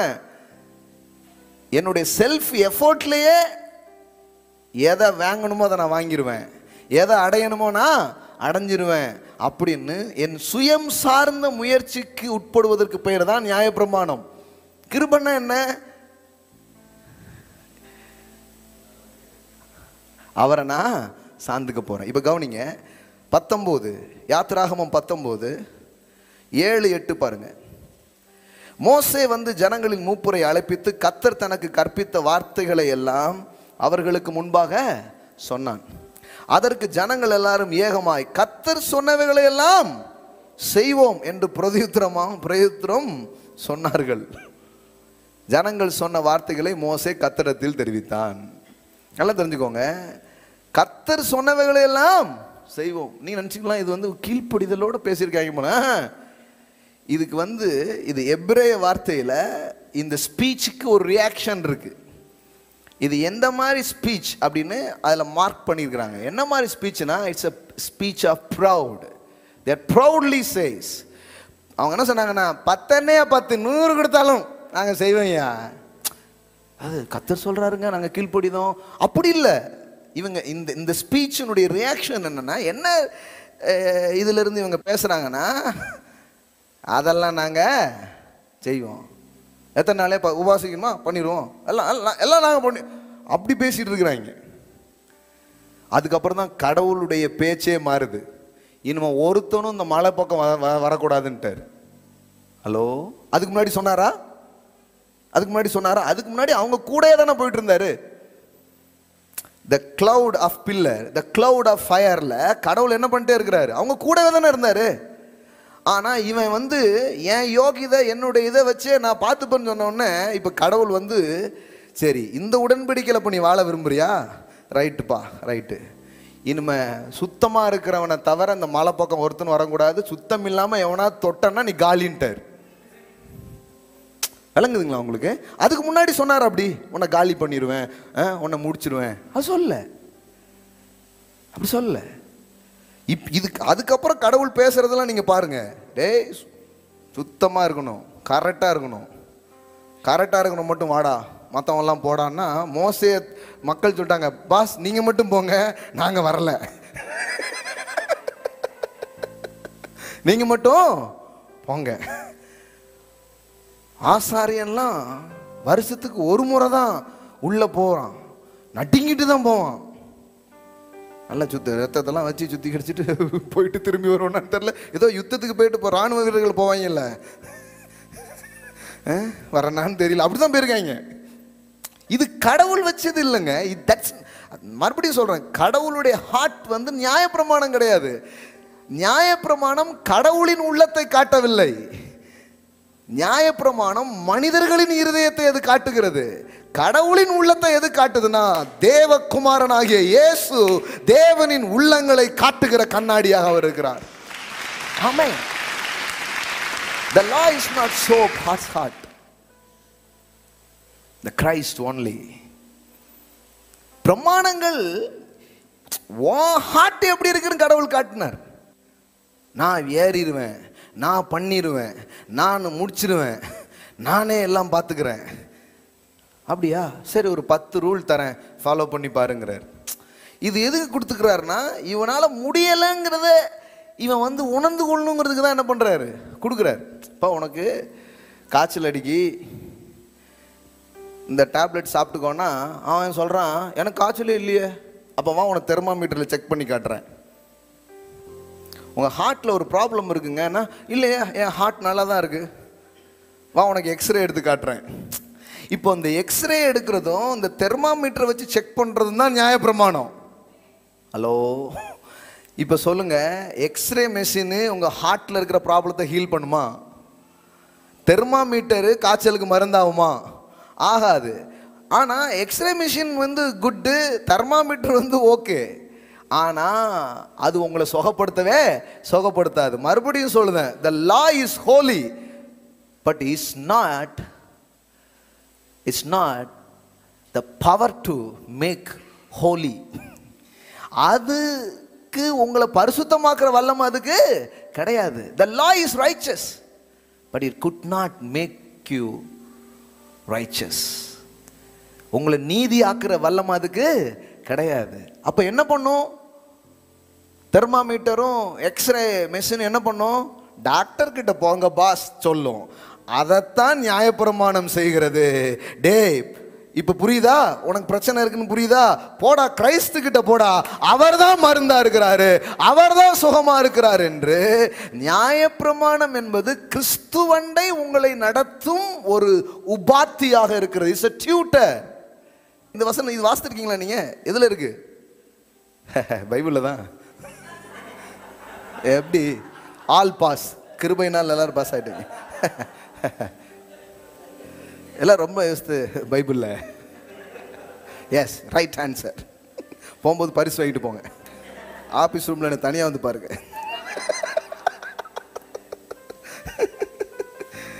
கலாத்தியர் 3ஆம் அதிகாரம், கலாத்தியர் 3ஆம் அதிகாரம் 24.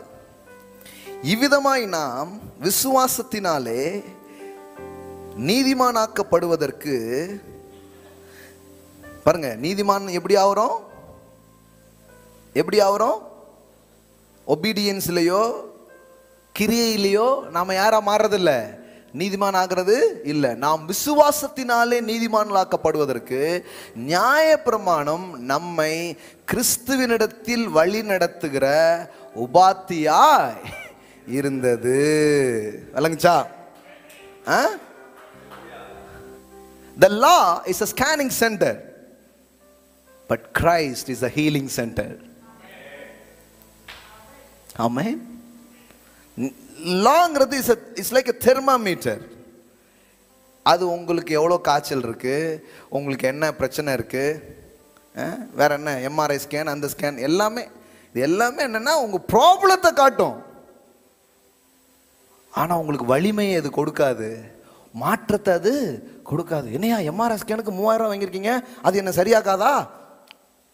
அது சரியாக்காது.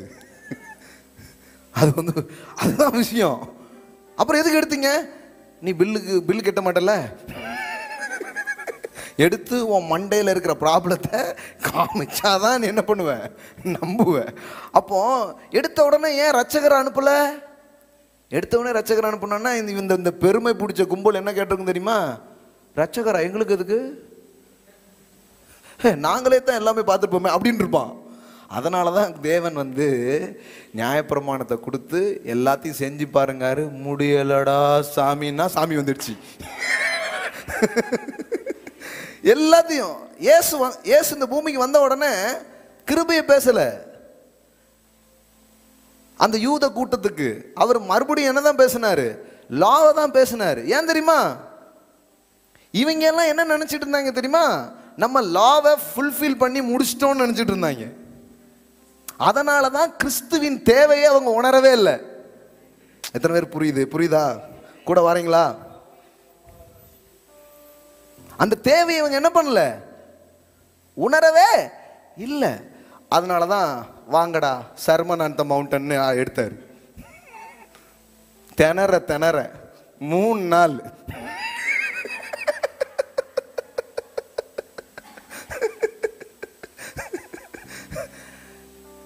சர்மன் ஆன் தி மவுண்டன் என்ன தெரியுமா?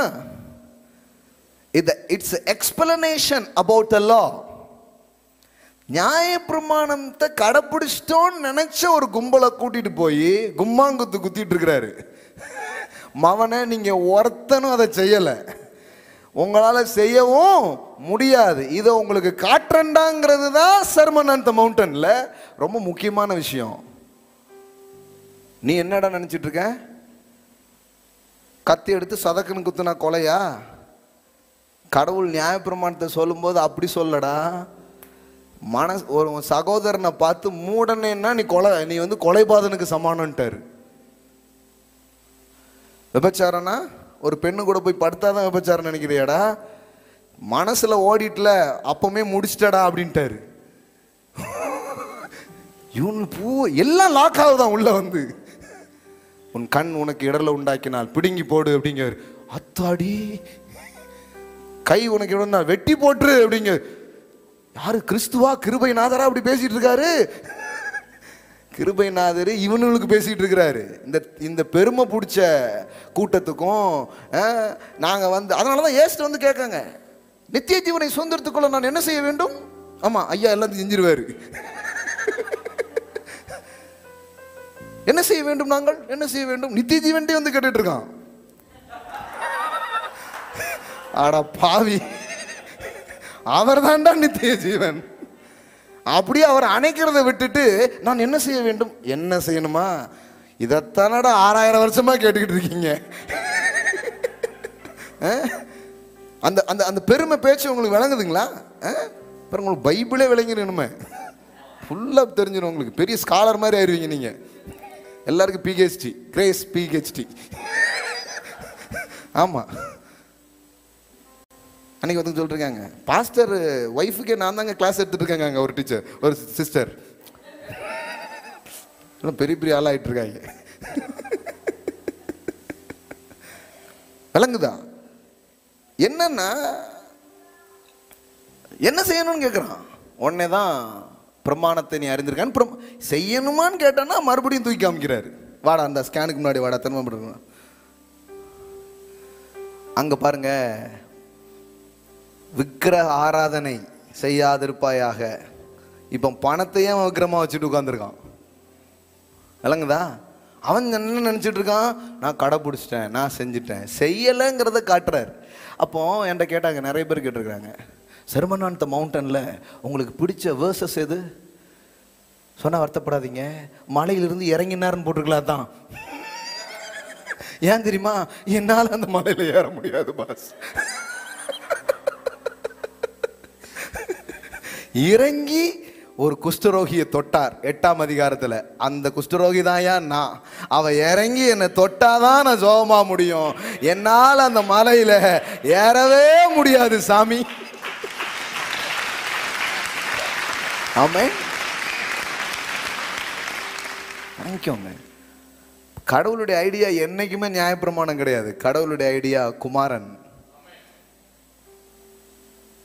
யோவான் 10, யோவான் 1:17 இவ்விதமாய் சொல்லுகிறது, மோசேயின் மூலமாய் நியாயப்பிரமாணம் கொடுக்கப்பட்டது, கிருபையும் சத்தியமும் இயேசு கிறிஸ்துவின் மூலமாய் உண்டாயின.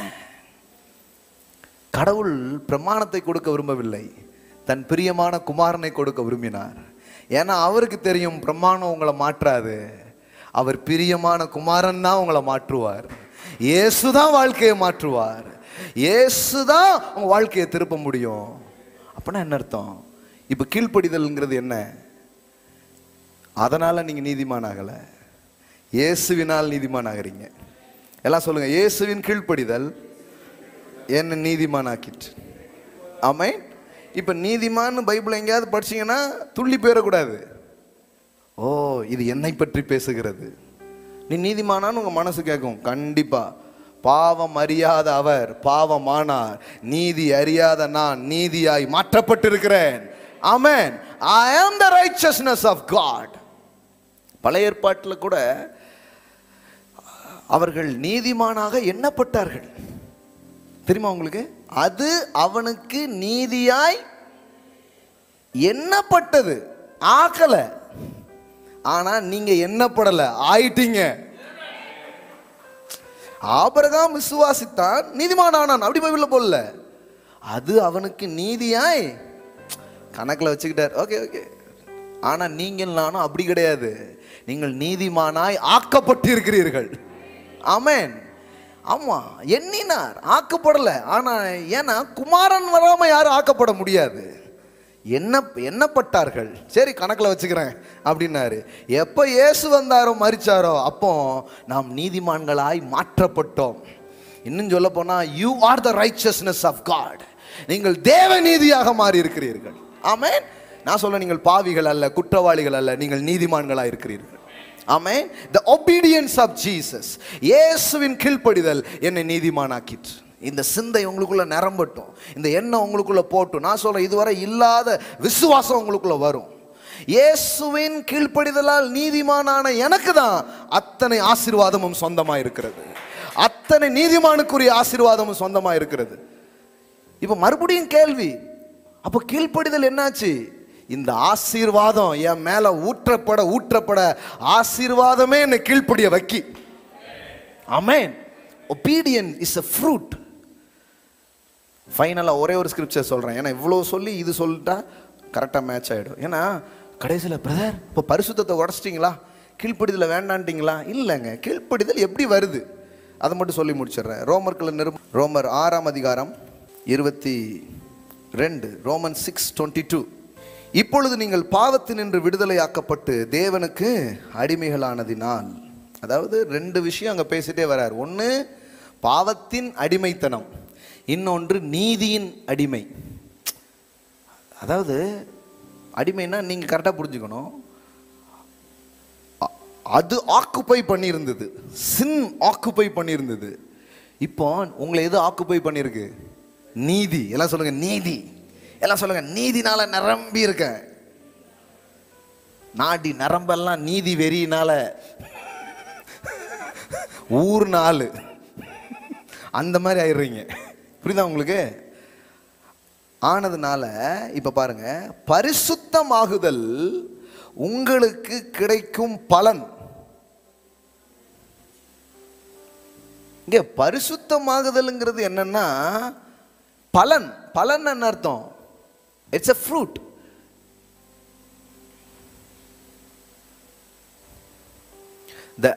பாருங்க, and the outcome of this eternal life. எல்லாம் சொல்லுங்க outcome. இன்னும் சொல்ல போனா holiness is a by product. By ப்ராடக்ட்னா புரியுதுங்களா உங்களுக்கு? ஒன்று வாங்கினீங்கனாலே அதோடு சேர்த்து இன்னொன்று கொடுத்துருவாங்க. அதை தான் என்னன்னு சொல்கிறோம். முன்னாடி சாமான்லாம் வாங்கி முடித்தோடனே கருவேப்பிலை கொத்தமல்லாம் கொடுத்துருவாங்க. இப்போ கொத்தமல்லி கருவேப்பிலைக்கு இப்போ இங்கே காசு கொடுத்து தான் கொடுப்பாங்க. கிருபையில் வளர்ந்துட்டாங்க ரொம்ப. By product. ஒன்று பிரியாணி வாங்கும்போதே சம்பல் சால்லாம் என்ன பண்ணுறாங்க, சேர்த்து கொடுத்துட்றாங்க. ஒன்று வாங்கும்போது ஒன்று வந்துடுது இல்லையா? அது மாதிரி தான் நீதி கிருபை உங்கள் வாழ்க்கைக்குள்ளே வரும் பொழுது பரிசுத்தமாகுதல் உங்களுக்கு கிடைக்கும் பலன். பலன் என்ன? It's a fruit. அதாவது கிருபை ரூட்டாக இருந்தால் ஹோலினஸ் ஃப்ரூட்டாக இருக்கும். ஹல்லேலூயா. எல்லாம் சொல்லுங்க, கிருபை வேறா இருந்தால் பரிசுத்தம் பலனாக இருக்கும். நம்ம பழமெங்க நான் சொல்கிறேன், மரமே இல்லையே பாஸ், வேறே இல்லையே பாஸ், வேரும் இல்லை மரமும் இல்லை இலையும் இல்லை பூவும் இல்லை. ஆனால் டைரக்டாக நீங்கள் எங்கே வந்துடுறீங்க? Where is obedience? Where is obedience? ஏன் பாஸ்டர் நீங்களே ரொம்ப நாளாக தேடிட்டு இருக்கீங்களா? எங்கே கீழ்ப்படிதல், எங்கே பரிசுத்தம்னு தேடிக்கிட்டே இருக்கிறாங்க. நான் சொல்கிறேன், மரமே இல்லையே. நீங்க கிருபை என்கிற மரம் கொண்டு நீதி என்கிற வேர் கொண்டு அதை ஊத்தி வளர்த்தீங்கன்னா அதுல தொங்குகிற பழம் பரிசுத்தமும் கீழ்ப்படிதலுமா இருக்க ஆரம்பிக்கும். அல்லேலூயா. எல்லாம் சொல்லுங்க, கிருபையின் பரிசுதான், பலன்தான் பரிசுத்தம், கீழ்ப்படிதல். கிருபை வேர் கொள்ளாமல் இது வரவே வராது. அப்போ நியாயப்பிரமாணத்தின் வழியில வராத பரிசுத்தம் கிருபையின் வழியில வரும். ஆமென். அதனாலதான் வேதம் சொல்லுகிறது, நீங்கள் நியாயப்பிரமாணத்துக்கு கீழ்ப்பட்டிடாமல், அதே 6 அதே ரோமன் 6:14, நீங்கள் நியாயப்பிரமாணத்துக்கு கீழாயிராமல் கீழ்ப்பட்டிராமல் கிருபைக்கு கீழ்ப்பட்டிருக்கிறபடியினால் பாவம் உங்களை மேற்கொள்ள மாட்டாது. ஆமென். You are not under the law, you are under the grace. அப்போ பிரமாணத்துக்கு கீழே முயற்சி முயற்சி முயற்சி பண்ணி வராத பரிசுத்தம், கிருபைக்கு கீழே இயேசுவின் கீழ்ப்படிதல், அவருடைய நீதி, அவருடைய கிருபை, இதையெல்லாம் பெறுகிறவர்கள் ஜீவனை அடைந்து ராஜாவை போல ஆளுவார்கள் என்பது அதிக நிச்சயமாக இருக்கிறது. ஆமென். எழுந்து நிற்போம். ஹல்லேலூயா. செவ்வாய் மாலை வாருங்க, இன்னும் நிறைய பேசுவோம். இது எனக்கு இதை பேசி அதை பேசுவோன்னா இப்படிலாம் இல்லை. இது அப்படி ஃப்ளோ ஆகிறதெல்லாம் பேசிகிட்டே இருக்கலாம். கிருபையின் ஆவிலிருந்து என்னென்னலாம் ஃப்ளோ ஆகுதோ அதெல்லாம் பேச போகிறோம். Glory to be the living God. ராஷா கமா ஹோ சேகே ரெஹனமோ ஷான்டு லோ ப்ரோகா ஷான்டே. ஹல்லேலூயா, ஹல்லேலூயா, ஹல்லேலூயா, ஹல்லேலூயா. இப்போ பாருங்க, you are not achiever, you are a receiver. எல்லாம் சொல்லுங்க, ஐ அம் a receiver. எல்லாம் சொல்லுங்க, நான் பெறுகிறேன். இயேசு செய்து முடித்ததை இலவசமாய் கிருபையினாலே நான் பெற்றுக்கொள்கிறேன்.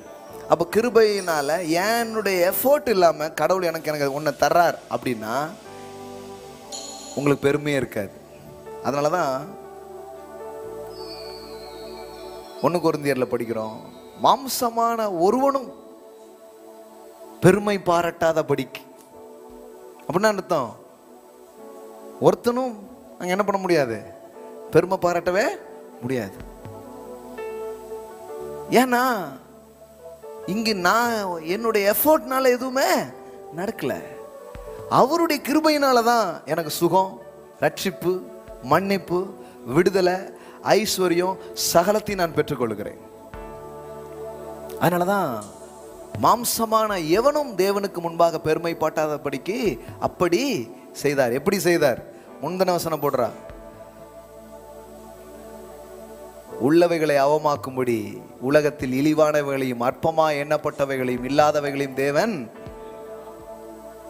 ஊரே வேண்டான்ச்சா நீ வாங்குறாரு.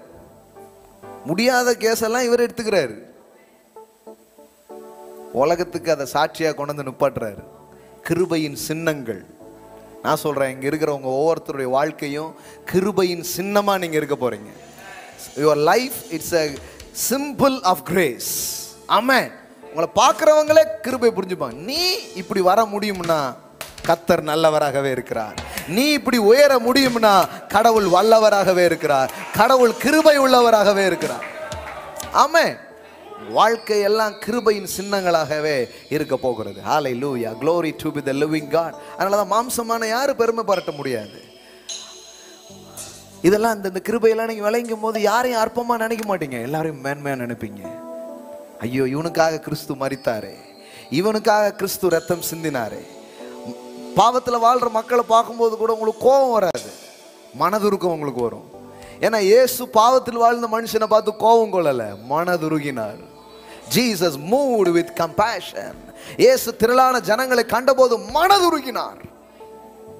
மனதுருகினார். கடவுள் பாவத்தின் மீது கோபமாய் இருக்கிறார் என்பது பிரமாணத்தின் சிந்தனை.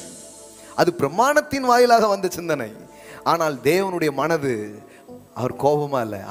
அவர் சொல்றார், நான் கிருபை செய்யவே விரும்புகிறேன், கிருபை செய்யவே விரும்புகிறேன்.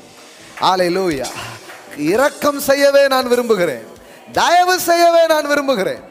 அல்லேலூயா. ராமா ஷேகாரா கோதேரேபோ.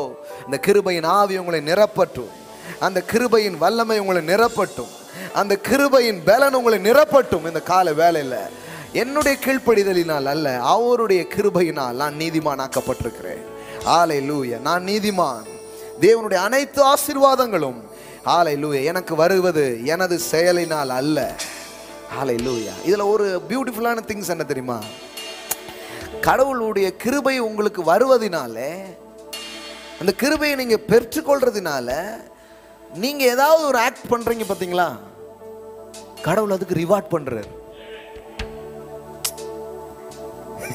புரியுதான்னு தெரியல. அதாவது அவர் தான் கிருபையை தராரு. அந்த கிருபையை நீங்க பெறுறீங்க. பெற்றுக்கொண்டு நீங்க ஏதோ ஒன்று செய்றீங்க பாருங்க, ஒரு செயல் செய்றீங்க. கிருபையை பெற்று சில செயல் நீங்க செய்றீங்க. கடவுள் சொல்றாரு அதுக்கு ரிவார்டு அவனுக்கு கொடு அப்படிங்கிறாரு. ஆண்டவரே ரிவார்டு எனக்கு எதுக்கு? நீங்க தான் கிருபையை கொடுத்தீங்க.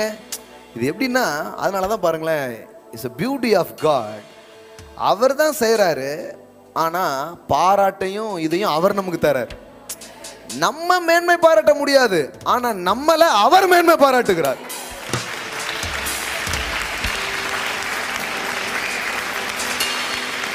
அதனால தான் ஏசு சொன்னாரு, நான் என்னை பற்றி பெருமையாக பேசுறது இல்லை, என்னை பற்றி பெருமையாக பேசுறது தான் என் அப்பா இருக்கார்ல.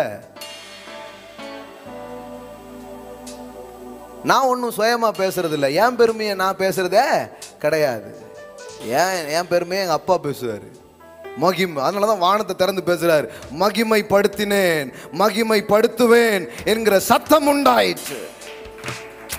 நீங்கள் நானும் பெருமை பாராட்ட வேண்டாம், ஆனால் உங்களை அவர் பெருமை பாராட்டுவார். உங்க பேரை நீங்க பெருசாக்க வேண்டாம். அவர் சொல்றார், நான் உன் பேரை பெருமைப்படுத்துவேன், நான் உன்னை ஆசீர்வதிக்கவே ஆசீர்வதிப்பேன், உன்னை பெருகவே பெருக பண்ணுவேன். It is my act. இது என் செயல். ஹல்லேலூயா. வாக் ராஷாகரபோ கோட்டாலபாரபோ. ஹல்லேலூயா ஹல்லேலூயா. ரமஹா சேகே. அவர் கிருபை அளிக்கிறார், நாம் ஒன்றை செய்கிறோம். கடவுள் சொல்றாரு பியூட்டிஃபுல், வெல் டன் அப்படிங்கிறார். ஆக்சுவலி நான் அவர் பலன் கொடுக்க போய் தான் நான் பண்ணேன், ஆனால் அவர் வெல் டன் அப்படிம்பார். Yes yes yes. That is a love of daddy. That is a love of, that is a grace of God. Hallelujah. இதை நீங்கள் பெறுகிறவர்கள், இந்த கிருபையை பரிபூர்ணத்தை பெறுகிறவர்கள், இந்த நீதியாகிய ஈவை பெறுகிறவர்கள், இயேசு கிறிஸ்து என்னும் ஒருவராலே ஜீவனை அடைந்து ஆளுவார்கள் என்பது அதிக நிச்சயமாமே. இதுவரைக்கும் எதெல்லாம் உங்களை டாமினேட் பண்ணிட்டு இருந்ததோ, எதெல்லாம் உங்களை ஆண்டு கொண்டிருந்ததோ, இனி அதன் பேரிலே உங்களுக்கு ஒரு ஆளுகை உண்டாகிறதை நீங்கள் பார்ப்பீர்கள். அதை நீங்கள் கீழ்ப்படுத்துவீர்கள். ஓ ஹல்லேலூயா ஹல்லேலூயா. இதுவரைக்கும் கெட்ட காரியங்களால் நிரம்பின உங்க வாழ்க்கை இந்த நாள் இருந்து ஜீவனால் அது நிரம்ப ஆரம்பிக்கும். ஜீவனால் அது நிரம்ப ஆரம்பிக்கும். பலத்தால் நிரம்ப ஆரம்பிக்கும். நன்மையினால் நிரம்ப ஆரம்பிக்கும். துதி உங்க வாழ்க்கையில கிளம்புகிறது. புதிய பாடல்கள் கிளம்புகிறது. ஆர்ப்பரிப்பு கிளம்புகிறது. ஆனந்தம் கிளம்புகிறது. மற்ற மனிதர்களை மேன்மையா என்ன ஆரம்பிக்கிறீர்கள். இதுவரை வராத பெருக்கமும் செழிப்பும் உங்களுக்கு உண்டாக ஆரம்பிக்கிறது. Oh, thank you Holy Spirit. உம்முடைய கிருபையின் ஆவியை இந்த காலை வேளையில் நீர் ஊற்றி கொண்டிருப்பதற்காய் நன்றி. ஆண்டவரே, எங்கள் மனங்கள், எங்கள் இருதயங்கள், எங்கள் வாழ்வு அனைத்தையும் இந்த கிருபையின் பிரவாகத்தால் நீர் மூடுவீராக. இந்த மாதம் ஹல்லேலூயா, அந்த கிருபையின் பிரவாகத்தின் மாதம் சொன்னீங்களே, ஹல்லேலூயா. கிருபையின் மேல் கிருபை உண்டாகட்டும் ஒவ்வொருத்தருக்கும். Thank you Lord, thank you Lord. நீங்கள் அப்படியே சேரிங்க, உங்களுக்கு நன்றி. இயேசுவின் நாமத்தினால் பிதாவே, ஆமென். ஹல்லேலூயா. எல்லாம் சொல்லுங்க, ஐ அம் எ ரிசீவர். இப்போ நம்ம ஆண்டவருக்கு இன்னும் கொடுக்க போறோம். ஏன் கொடுக்குறோம் தெரியுமா? ஐ அம் எ receiver, therefore I am give. உமது கரத்தில் வாங்கி உமது கரத்தில் கொடுக்கிறேன். அவர் கரம்தான் எனக்கு கொடுத்தது என்று நான் நம்புகிறேன் என்றால், அந்த நம்பிக்கையை நான் கொடுப்பதின் மூலம் வெளிப்படுத்துகிறேன். சிம்பிள். ரொம்ப பெரிய பிரசங்கம்லாம் தேவையில்லை. கொடுக்கிறவர்கள் என்ன சொல்லுகிறார்கள்? நான் இதை உண்டாக்கல, அவர் தான் எனக்கு கொடுத்தார் அப்படிங்கிறத நான் கொடுக்கறது மூலம் சொல்றேன். ஆமென். அதனால தான் நம்முடைய தசம பாகங்கள், நம்முடைய காணிக்கைகள், ஆபிரகாம் வந்து தசம பாகம் கொடுத்தான் தேவனுக்கு. ஏன் கொடுத்தான்? ஏன்னா 300 வேலைக்காரர்களை கொண்டுட்டு போய் 4 ராஜாவை ஜெயிச்சுட்டு வந்துட்டான். சாத்தியமா? 318 வேலையாட்களை கூட்டிட்டு போய், வேலையாட்கள் அவங்கெல்லாம் சோல்ஜர்ஸ் கிடையாது, யுத்த வீரர்கள் கிடையாது. சும்மா இந்த இட்லி தட்டையும் பொரிக்காஞ்சட்டியையும் எண்ணெய் கரண்டியும் தூக்கிட்டு போய் வாரில் வின் பண்ணிட்டு வந்துட்டாங்க. 4 ராஜாவை ஜெயிச்சுட்டு வந்துட்டாங்க. அதனாலதான் மெல்கிசேதேக் சொல்றாரு, அங்க ஒரு பாஸ்டர் இருந்தார், அவர் தான் மெல்கிசேதேக். உன் சத்துருக்களை உன் கையில் ஒப்பு கொடுத்த உன்னதமான தேவனுக்கு ஸ்தோத்திரம். ஆமென். அப்படின்னா என்ன அர்த்தம்? உங்ககிட்ட இருக்கிற ஆயுதம் கம்மியா இருக்கலாம், ஆளும் கம்மியா இருக்கலாம், ஆனா வெற்றி உன்னுடையதாக இருக்கும். வெற்றி உன்னுடையதாக இருக்கும். ஆமென். ஜெயம் உன்னுடையதாக இருக்கும். ஏன்னா ஜெயம் எந்த வீரனும் குதிரையின் வீரியத்தால் தப்பான், சௌரியத்தினால் ரட்சிப்பு வர்றதில்ல. ஜெயம் கர்த்தராலே வருகிறது. The victory come from the Lord. ஆமென். அப்போ ஒரு பொருளாதார வெற்றியை அவன் அடைகிறான். பொன் எல்லாம் குவிஞ்சு கிடக்குது, கொள்ளையடித்து கொண்டு வந்துட்டான். கொள்ளை போனதை மீண்டும் கொள்ளை கொள்ளுகிறான். ஆமென். இப்போ அதுல இருந்து 10% எடுத்து மெல்கிசேதேக்கு அவன் கொடுக்கிறான். அவன் எல்லாவற்றிலும் தசம பாகம் கொடுக்கிறான். பாருங்க, இதை ஒரு நியாயப்பிரமாணம் மாதிரி ஆக்கிறாதீங்க. ஆபிரகாம் கொடுத்த காலத்துல நியாயப்பிரமாணமே கிடையாது. டைத் இஸ் பிஃபோர் த லா. நியாயப்பிரமாணம் ஒன்றும் வரவே இல்லை. இது அன்பின் பிரமாணம். என் வெற்றி உங்களால தான் வந்துச்சுப்பா. நான் என் கையில் இன்னைக்கு 100 ரூபா வந்துச்சுன்னா அது நீங்க தான் கொடுத்தது. இதை நான் கொடுப்பதின் மூலம் நன்றி உணர்வோடு வெளிப்படுத்துகிறேன். அவ்வளவுதான். ஐ எம் a receiver அப்படிங்கிறத நான் கொடுப்பதன் மூலம் சொல்லுகிறேன். ஆமென். ஹல்லேலூயா. உமது கரத்தில் வாங்கி உமது கரத்தில் நான் கொடுக்கிறேன். ஆமென். ஏன் அப்படி கடவுள் வச்சாருன்னா, இந்த பணம் உங்களை ஆண்டக்கூடாது. ஆமென். ஆமா, சிலர் அதை ஆள ஆரம்பிச்சிருது. அதனாலதான் கடவுள் இந்த இதை வச்சார். நீ கொடுப்பதன் மூலம் நீ அதை ஆள முடியும். இப்ப நான் சொல்ற இடத்துக்கு நீ போ அப்படின்னா நீங்க அதை ஆள்றீங்கன்னு அர்த்தம். அது சொல்ற இடத்துக்கு நீங்க போறீங்கன்னா அது உங்களை ஆண்டுட்டு இருக்குன்னு அர்த்தம். God is my master, money is my servant. Amen. Wow, wow, wow. கரங்களை எடுத்துக்கொள்வோம். Your tithes and seed, your offering, whatever be. ஆன்லைன்ல பார்க்குற பிள்ளைங்க ஆன்லைன் மூலமாக நீங்கள் செலுத்தலாம். அப்படி செலுத்தும் பொழுது நீங்கள் செலுத்துகிற அந்த பதிவை, அந்த ரெசிப்டை நீங்கள் எங்களுக்கு அனுப்புங்க. ஏன்னா அப்போ தான் அதை செக் பண்ணி கொள்றதுக்கும் கணக்கு வைப்பதற்கும் உதவியாக இருக்கும். 10 கோடி மதிப்பிலே ஒரு ஆலயத்தை நாம் கட்ட இருக்கிறோம். ஆமென். அப்படின்னு நம்ம சொல்லிட்டே இருக்கிறோம். அது எத்தனை கோடிக்கு வேணாலும் நம்ம கட்டுவோம். ஆமென். ஆனால் சில என்ன நினைக்கிறாங்கன்னா, உங்கள் சபையில் எல்லாரும் கோடீஸ்வரர்களா? ஆமாங்க, நாங்கள் கோடீஸ்வரராக தான் பார்க்குறோம் எல்லாரையுமே. ஆமென். கிறிஸ்துவுக்குள் ஒவ்வொருவரையும் செல்வந்தர்களாகவே நாம் பார்க்கிறோம். ஆமென். இன்னைக்கு தெரு கோடி, நாளைக்கு பல கோடி. ஆமென். எல்லாரும் அப்படி வந்தவங்க தாங்க. அதனால கவலைப்படாதீங்க. உங்க கையில தான் செல்வத்தை கொடுக்க போறார். லட்சமா கோடி கோடியா நீங்க சம்பாதிப்பீங்க. தேவனுக்கென்று நாம் கட்டுவோம். ஆமென். ஹல்லேலூயா. தேவன் உங்களை கட்டுறார், அப்புறம் நாம் அதெல்லாம் செய்வோம். ஆமென். இப்பவுமே எத்தனையோ லட்சங்கள் ஒவ்வொரு மாதமும் செலவு பண்ற அளவு கடவுள் நமக்கு திராணியை கொடுத்திருக்கிறார். ஆமென். செய்ய போகிறோம். அப்படி ஆலயத்திற்காக நீங்கள் செலுத்த விரும்புகிற பிள்ளைகள் பின்னாடி பாக்ஸ் இருக்கும், அதில் நீங்கள் போடலாம். நீங்கள் என்ன பண்ணலாம், அதுக்குன்னு செலுத்துறீங்கன்னா அப்படி குறிப்பிட்டு என்ன பண்ணுங்க, நீங்கள் செலுத்துங்க. உங்கள் டைட்ஸ் அண்ட் ஆஃபரிங்ஸ் ஒரு பில்டிங் ஃபண்ட் எது வேணாலும் கையில் எடுத்துக்கோங்க. ஜெபம் செய்ய விரும்புகிறேன். அன்பு தகப்பனே, உமது கரத்தில் வாங்கியிருக்கிறோம் என்பதை நாங்கள் கொடுப்பதன் மூலம் சொல்லுகிறோம். We are not self-made millionaire, we are a God-made millionaire. என் சாமர்த்தியமும் என் கைபலனும் இந்த ஐஸ்வர்யத்தை எனக்கு தரவில்லை. எங்கள் வேலையும் எங்களுடைய வாய்ப்புகளும் இது எங்களுக்கு தரவில்லை. அதெல்லாம் ஒரு வழி. ஆனால் நீரே ஆதாரமாக இருக்கிறீர். நீர் ஆதாரமாக இருந்தபடினால் இவைகள் எங்கள் கைகளில் வந்தது. நாங்கள் எங்கள் நன்றியை செலுத்துகிறோம். விசுவாச விதைகளை நாங்கள் விதைக்கிறோம்.